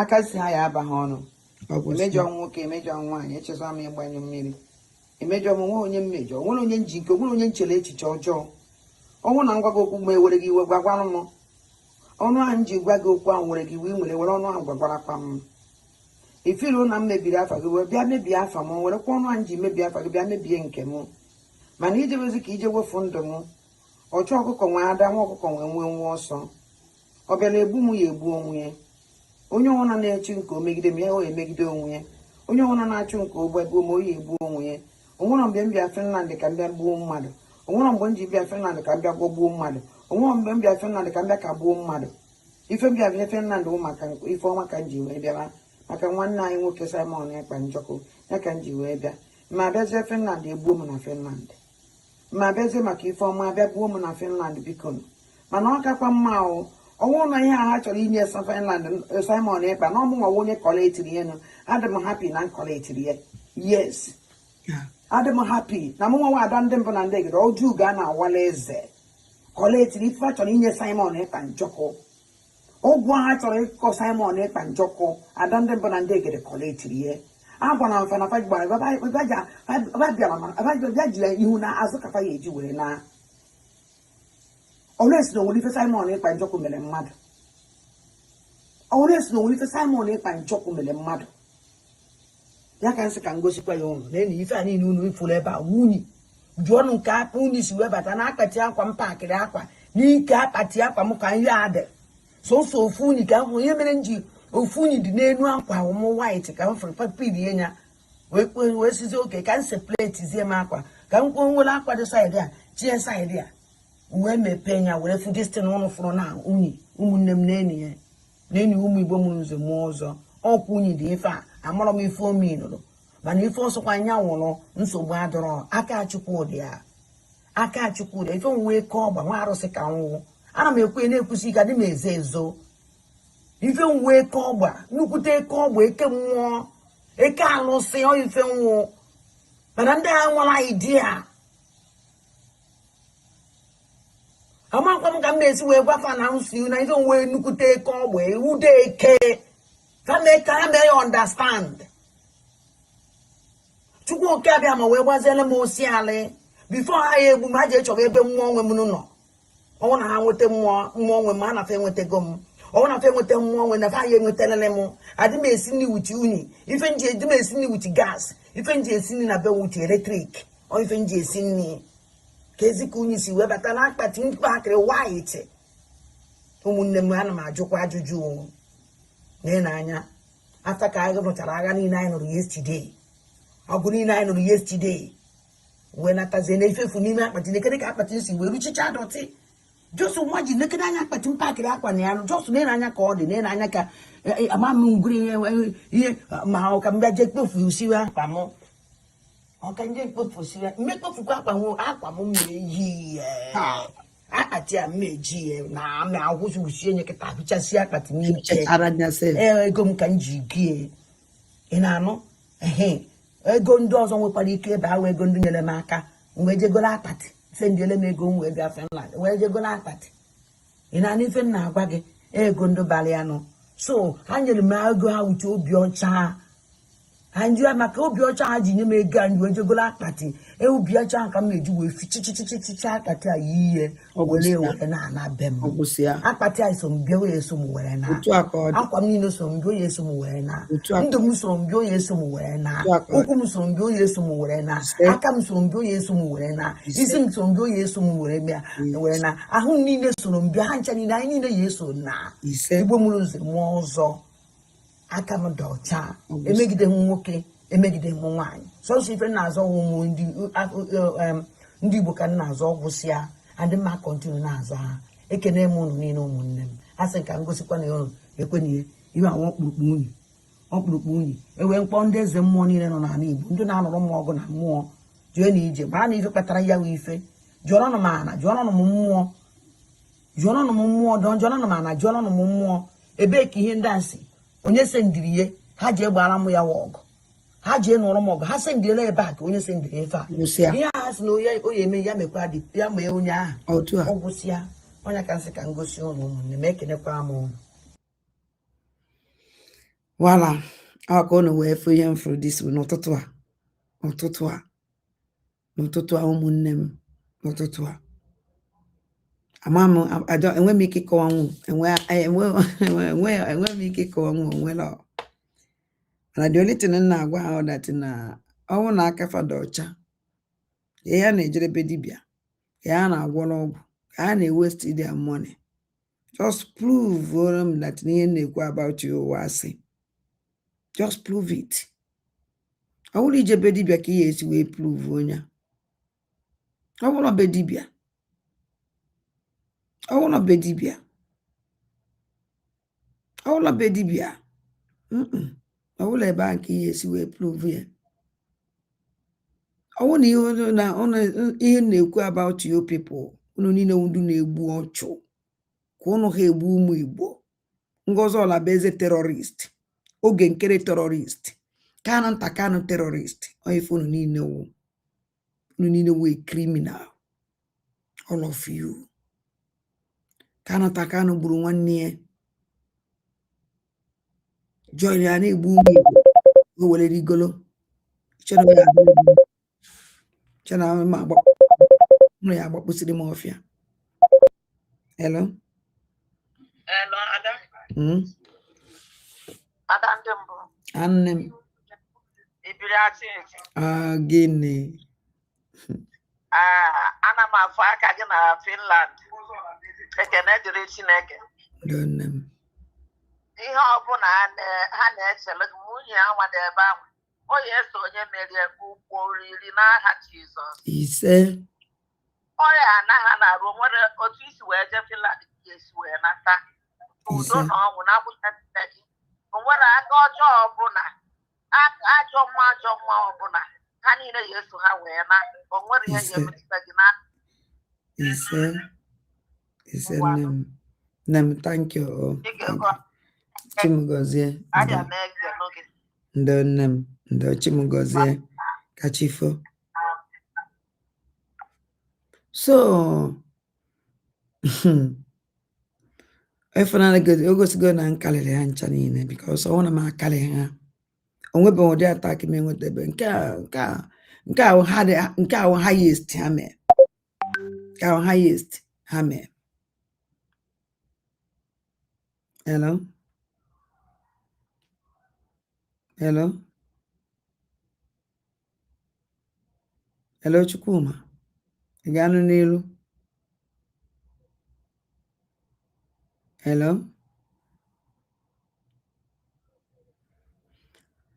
Nke a highest. Onwebe nkefe emebe. Onwebe adịkata n'afa m aga. Kedu ụdị aga adụbe m? Hello? Hello? Chukwuma network ga-adị ma ya dị n'ihe na-ekwu. Amara m connection on cool. Yeah, Chukwuma, I don't understand.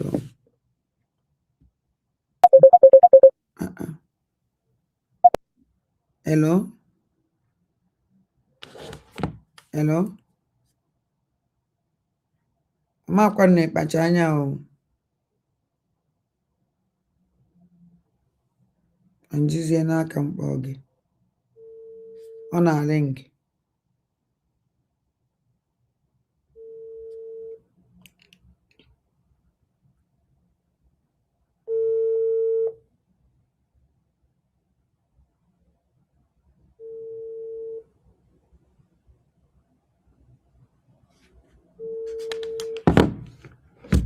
So, ọ ka unu wee fụ. Onwebeghị ụdị aga adụbe m. Because every time ana m asụ ụnụ na a na-adụ m aga. A na-adụ m aga. Hello?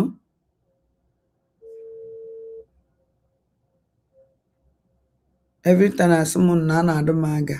A na-adụ m aga. At times unu nwere ike na-eche na ihe m na-ekwu asị.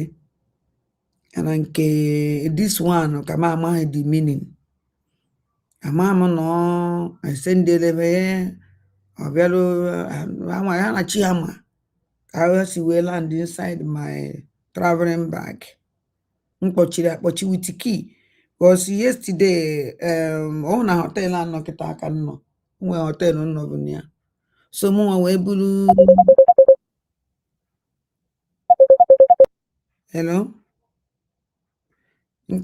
Akpọzina m ọzọ, Chukwuma, don't call me again because akpọrọ gị don't pick. Don't stop calling my line, please.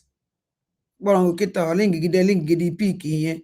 And ebe ịkpọ m pick ịdị ekwu okwu.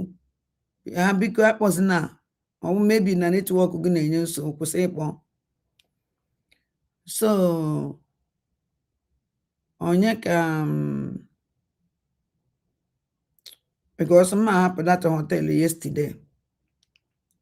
Mana m eje court. M wee were akpa m wee paakị anya m nwa chịkọrọ akpa. Omeke na aka ife mmele onye a. Hello?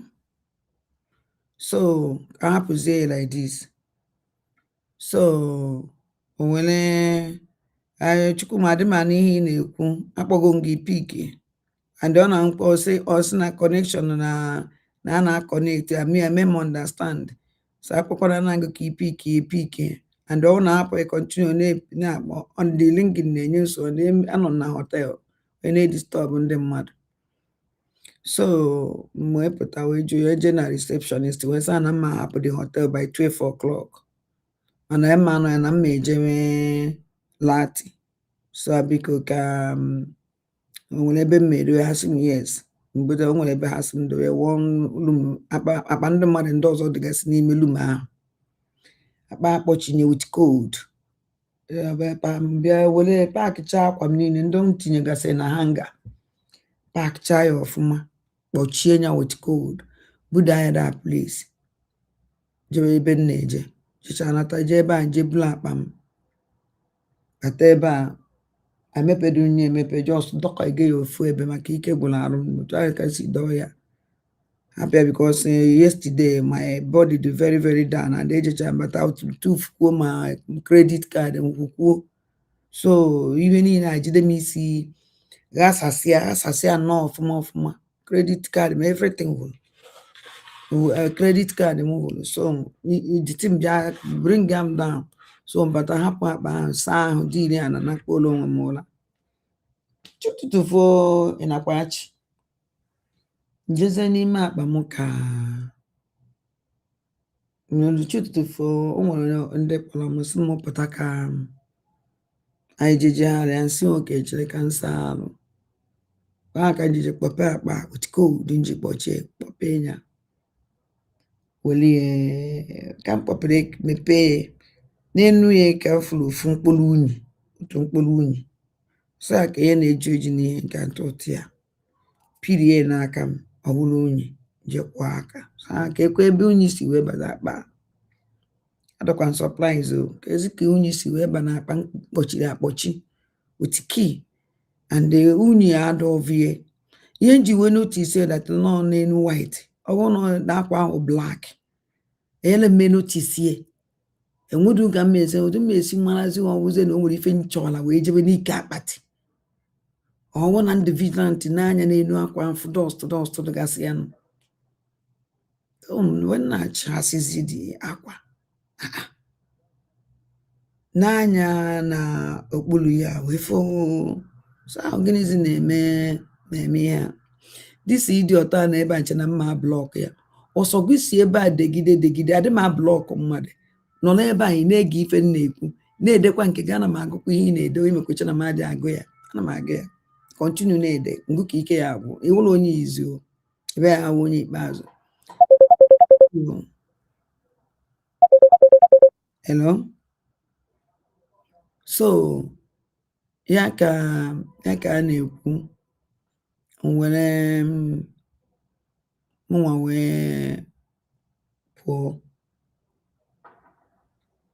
wee nenebezie chịpụtazie akwa ka chịpụtazie na so no ọnwụ na ọnwụ white ya na mafia so okay otu a mkpọpere akpa ka m were m the opportunity changezie ya separate the akwa ndị nyere na-eyihe adị na one side of akpa ezipụ omi ndị nke m eyibe adị na one side of akpa so na-aka mmesi were mie so o were na-aga ya ka m na-emezi luzie n'ike akpati wee fụzie ife ọnụ fụrụ hie wee fụ ya so ebe ka ihe a si akpati egoro m ya ọfụ ebe ezi ka onye isi ihe na-eri abịa nsasị na anọ na be m ka o si nwere ka mma esi mmadụ ya ezi ọwụrụgodo onye isi ọwụrụgodo onye anaghị afụ ụzọ onwụrụ ka ihe esi wele destin chere ana m abịa egodo okay ọwụrụgodo onye isi onye anaghị afụ ụzọ chere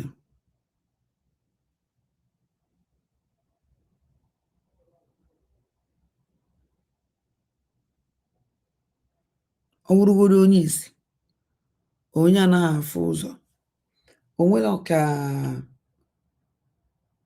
ihe esi weta akpadogola idis otu ọ dị na uche ya dị n'ime paaki akpago na-esi na ya afụ ya asị nọ na be m ka o si and anọgo m n'obodo a 1 week onwere ka ịfụrụ ya nọgo m obodo a 1 week onwere ka ihe esi wee ji ime enwere ka ihe esi na paaki akpa gị ya afụ this kind of thing onwere ka ihe esi wee paaki akpa gị na-akwalulu dọtị na akpalulu dọtị like this ife ahụ akpa ngo a day before mma mee travel because enwere m nnukwu akpa nwee nke obere na nke nnukwu ka m chọrọ iji were bịawa ije a mana nke obere ahụ abatara m ife mme ihe agbatachara m everything and ọnwụ na ntinye na nke nnukwu the luggage ya agafe because ife nwere ibu 23 kg each luggage enwere m ike ibu 2 luggage mana ya agafe 23 ọ gafee 23 nkwụ ụgwọ so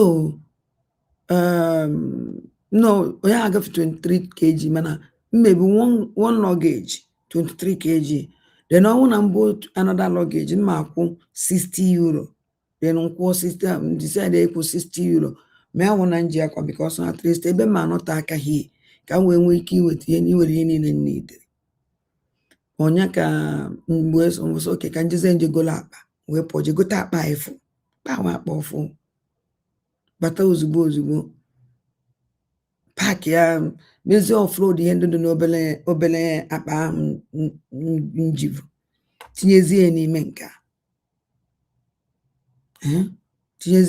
nke onyezi ka ntụfuru this kind of thing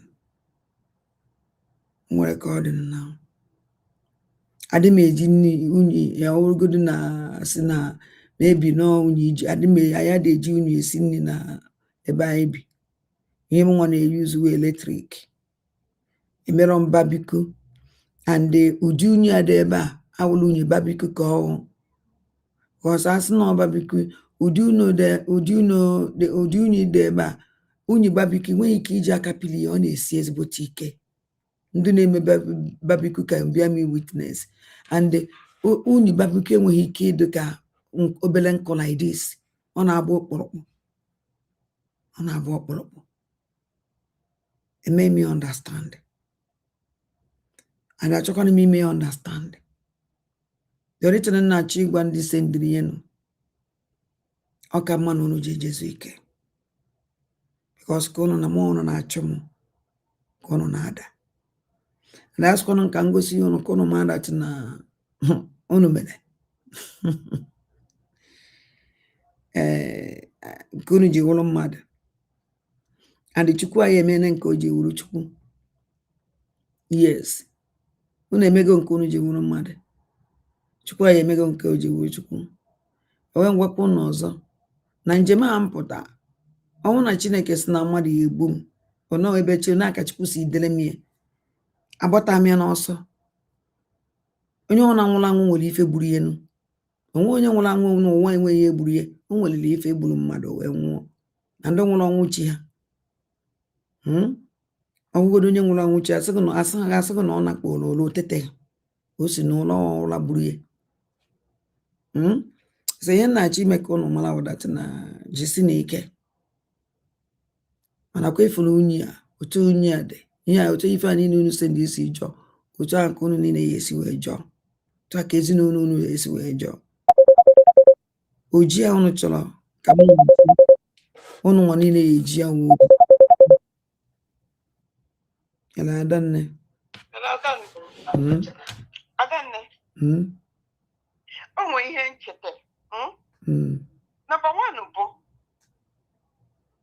ọ bụgo na somebody chọrọ ịda out to say na n'ife no dị n'akwaghị gịnị mere na since anwụ nọ na the other hotel ọ kara ise nchago watch gịnị na maka ọ dị ka unyi na ọ dị ka unyi no unyi complete ni unyi ọ kara ise some of your clothes nya chọrọ m inye aka ịkọwata ife a maka somebody nwere ike isi okay na ihe a nwere ike by mistake bụ na no ọ bụrụ na by mistake ị kara ife ya first time the first day in a dress ije court the first day because ọ bụrụ na ibu ebusi France bịa ị na-aghọta my point gị mepere akpati ị kara ịfụ na o nwere ihe ihe site chakwara akwa gị bido chọba ihe ọ bụ mana o meghe ebe ahụ o meghe first day o meghe second day ọkwa nya ka esi onwere akwa mostain la atọl onwere akwa mostain n'ọdụtụ so onye efu onwere akwa mostain mana ihe mere na mete ka ihe a enyi serious atọ bụ ada n'ihu Chineke n'ihu mmadụ okwu na ndị a nwere ike ihe ha ya emenwu n'ụwa ya enweta na aka ga adịghị ọcha ada nke ifuru obere ihe compared to ihe megoro gị ma mgbe ị nọ France yes no ihe na Thomas bụ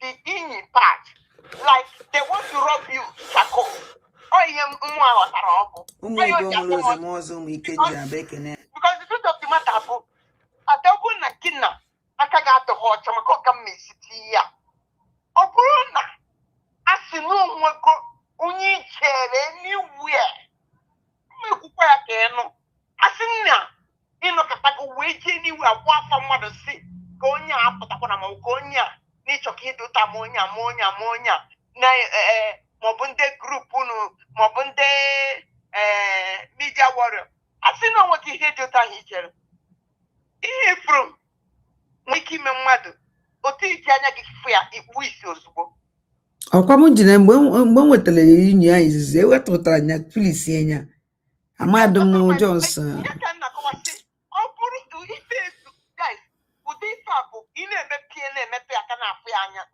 onye ahụ ekpuo isi n'ọba ọgụnwa ezoka na gwa because ihe evoke adọkwa ndị unu na ha nọkwa na Finland ebe ahụ now another one dịka nwanne ya bụrụ ọ bụrụ that n'aka gị ya already ndị mbụ na ndị ekete our ancestors ebugoro gị agha na mmụọ you know why that's why it were dị ndụ kịta na-akwara anyị if not ya deteta maka na onwe mgbe ndị ezubụ ha ka ewepụ gị na this surface of internet ha chọzi na-afụ gị anya so onwe ihe ndị a na-take serious ịma why mgbe chọpụta ụmụ agafego emenwụghọ ya ọbọzi kịta ma nwesa prophet ọkwa gwara gị agba now nke a bụ ọchị ka m na-achị ya nka ya chị ọchị wee ruo echi because eziokwu niile onwe ihe ndị adaka mana ọ bụkwa mana ha na-agbanị ha jisi ike ha jee na-agafesi ego ha ihe a niile full dust ọkwa ifuru ihe niile anyị full dust ụka na-ewenyizi akwa m ka na-ewenyizi akwa m ka ndị dị n'elu akwa na-awụsasịzi n'elu na-awụsasị n'ihe a evoke mana aka Chukwu dị n'ahụ gị nwa Jani niile ekwekọta n'ise and ụtakọ ya adị ụkwụ iji je Finland ụkwa aka ya eji nnata nakwuru famili gị ụmụ ga-afụkwa gị n'ahụ ike ịgbanyekwa kamera na-enye anyị nto anyị na-enwere aṅụrị onweghị ihe ha ya eme ọkwifu na ife a ikuku na akọwara today nwere ife mmadụ kọmentị mmadụ dere Israel mụ na ya gbabugo war before mana kịta mgbe from the very day nọ na Israel nọ n'ala Igbo ka nji regret ihe nji gba ya war ọkwifu ndị ọbụla nọ n'ala Igbo ihe so ha dee because ha nọ n'afụfụ ha nọ na nsogbu ha confused so that kwuru si na ya na-akpọ from Igbo land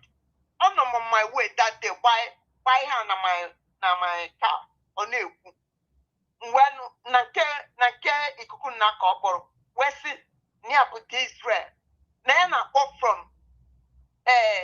from an Igbo.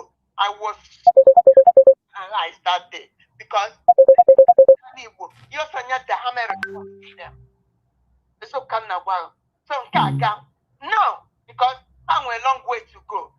I am on the internet to Taisano. Ọkwa we care how to do rock 2 a.m. if you name with search internet. Come on, can I come?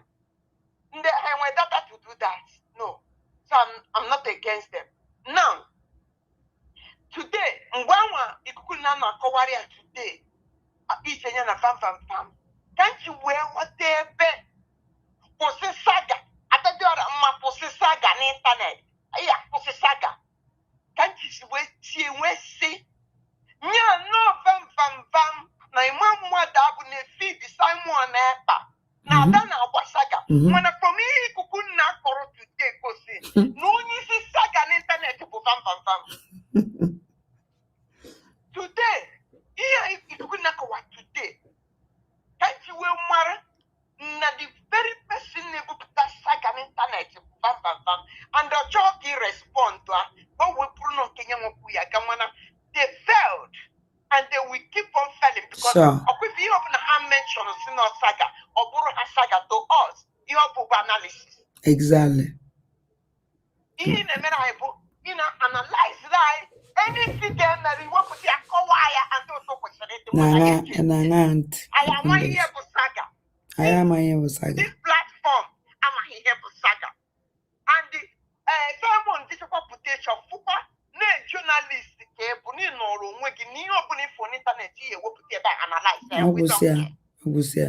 is going on? Imagine somebody there you could never analyze it. Around that put that on internet. Analyze somebody say mentality in the mind. If you give me what I got to them. Guess you couldn't see my so analyze. Gezi kunu esimu ebe si abia obu na ndị kunu mara ihe na-eme na the struggle akawa ihe post amametu ndị be isi wee chọọ ka anyị dagide iberibe n'ikpọkpụkpọ nna m biko finalize aka anyị na-akpụ ndo adanne ndo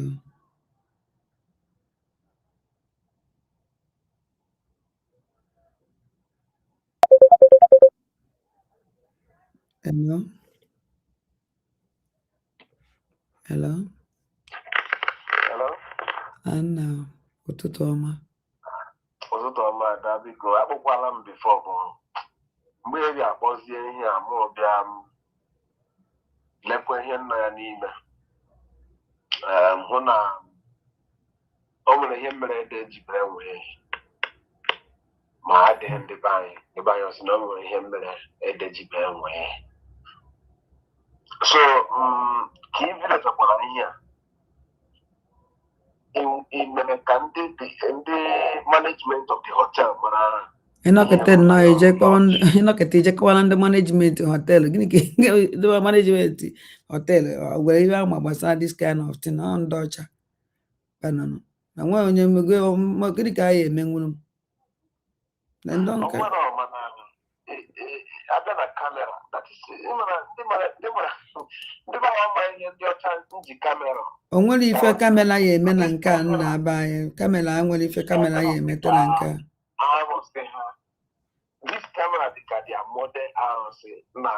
nna nwere ife kamera ya eme na nke a iji bata hụkwana ihe nọ n'ụlọ ahụpụtụ ndị anyị nyewere ya mgbe mmụọ ya mere ka ịkọwara ha that is good.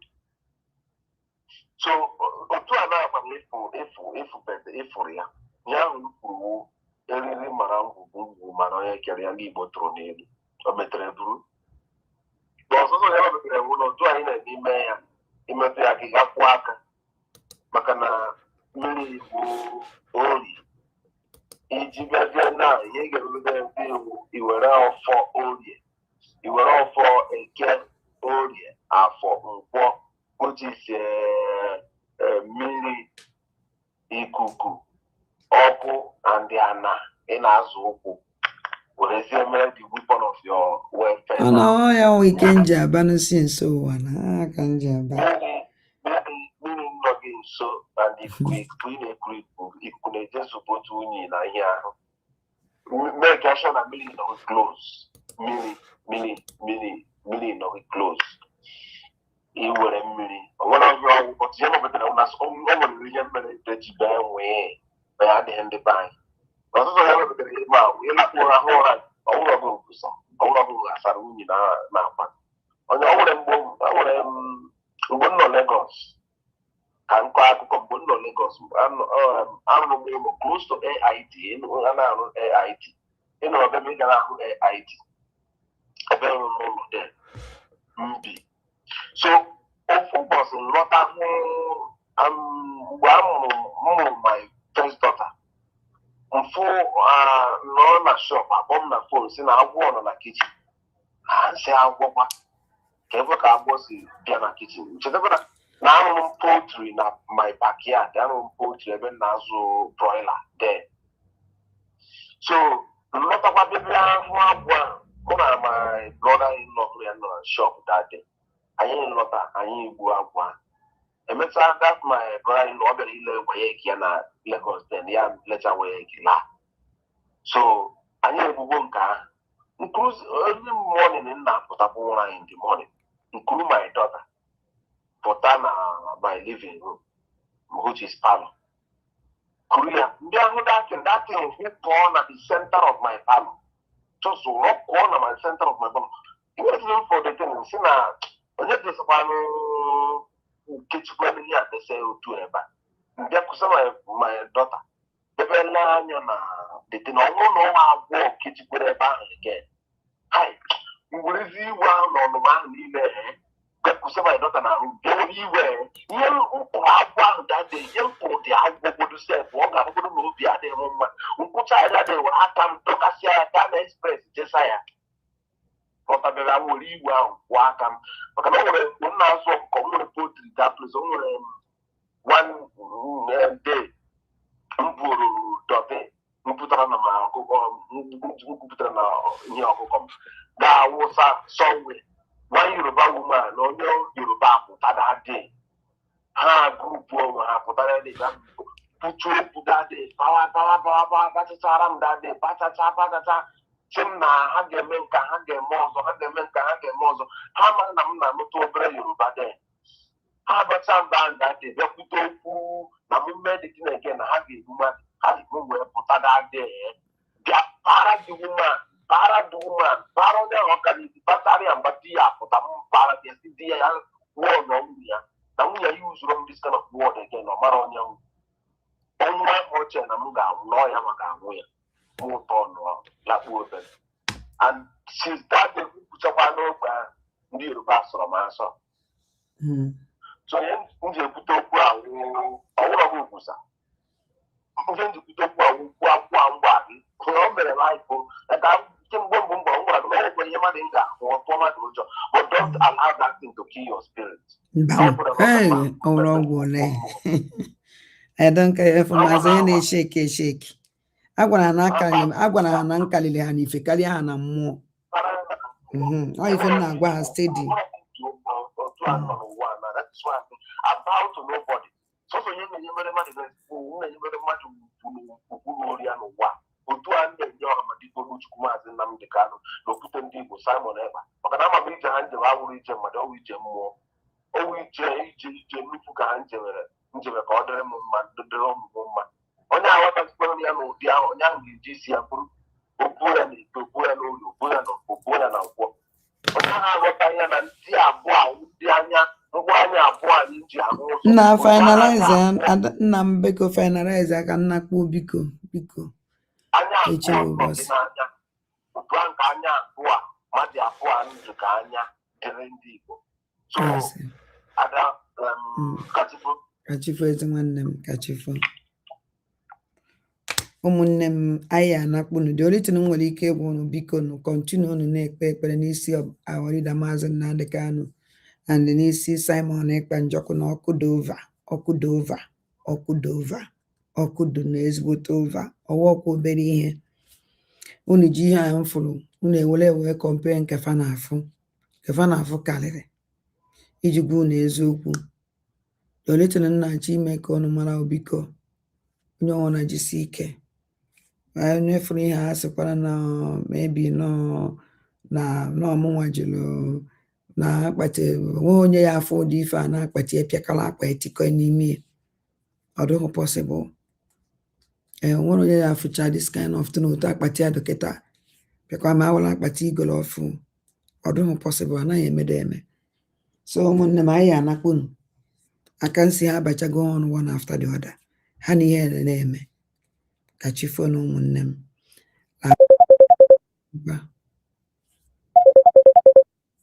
hello hello hello ụtụtụ ọma ezi nwanne m mmechi ka nna chi imechi biko 1 minute o biko nna m ise asị m ka ngwakwana na mmụọ aja ala Igbo nọnyekwara ya onu ma na-apụta ọ na-apụta nna ihe ọbụla ị na-eme ị ga-etinyelu onwe ya ọnwụ mara ihe si na ọfa anyị na-agọla ya na ndị anị na-anụ ya a na-anụ ya ekolopụna because of onye ọbụla aka ya dị ọcha otu a ka ọ na-adị ime agbati igolo ọfụ wee pịanyecha agwa buru jee obodo ọbụla obodo ịnọ na ya chọkwa ka ichere agwa yiri wee na-afụ eji okwu ahụ wee gbalị ya ama nke gosi ihe esi n'aka ịdị ọcha wee pụzi ya wee bupụtezi ihe chịpụtawa akwa niile na anị ya sị ka ihe niile anwa ya kwa igwe etu esi wọrọ ịdị mgbọ awọ onye gosi ihe esi na otu anyị si wee fụ ya wee ịghọtago so ọfa anyị aka Chukwu dị ya aka Chukwu dị nna m aka Chukwu dị ya bido obi ya aka ekoropụ n'obi because of ọbịa ga-egbu m ga-egbu onwe abịa egbu m ga-egbu exactly mba nacha ọ sị ya bụ ezigbo ọgwụ a na-agwọ na ịdị agwọ ọgwụ ọ nke anwa ka a na-agwọ ọtago aka m adịghị n'ọgwụ maka anyị na-achụ aja ọnwa mmiri ọya anyị bụ otu aka ọ dị nna m bido onwe ya aka adịghị na ụdị ihe ameghị sefụ ị ga-amara ihe si na anyị kwụghị n'azụ ọkwa anyị na-agọla ya n'aka ịdị ọcha ọgwụ ya mere ọnọdụ iji wee na-ahụ ọ dị ka ịghọtago so ekpesizina a na-anụ onu ya onweghị ga-eme igbe onwekwu ihe ga-eme Simon Ekpa ma Nnamdị Kalụ ndị anyị bụchalị ihe anyị na-emebi ihe mmụọ onye nse ndịrị emechi ọ ga-anachigharị ya ise ọ nachigo aparazi aka ịdị ọcha bido obi ya aka na ọ bụrụ ihe mbụ ihe ị ga-emedebe bụ ụdị ihe anụnwa bụ ịfụrụ anya ya ị chọghị ihe nụnya nwa mere fee nya everything were efiche nya ọrụkwana ịghọtago ọbụgodu na imebeghị efichachana m akpa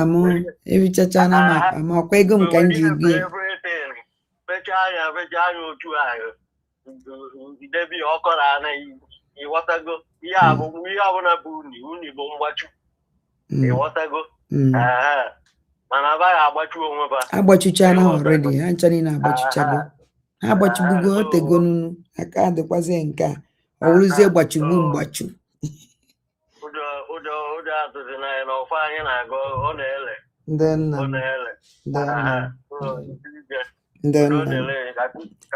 kachifo ezi nwanne m kachifo chimgozie nna m kachifo ụmụ aja na ụmụ Igbo mụrụ nze m ọzọ ụmụ Ikenji Aba kachifo na ụmụnne m chimgoziela m ụnụ ụla doro edo ka m na-enye unu niile ka ọ dị na-eche ụmụ aja anyị. One love. Akwa unu fụrụ ya.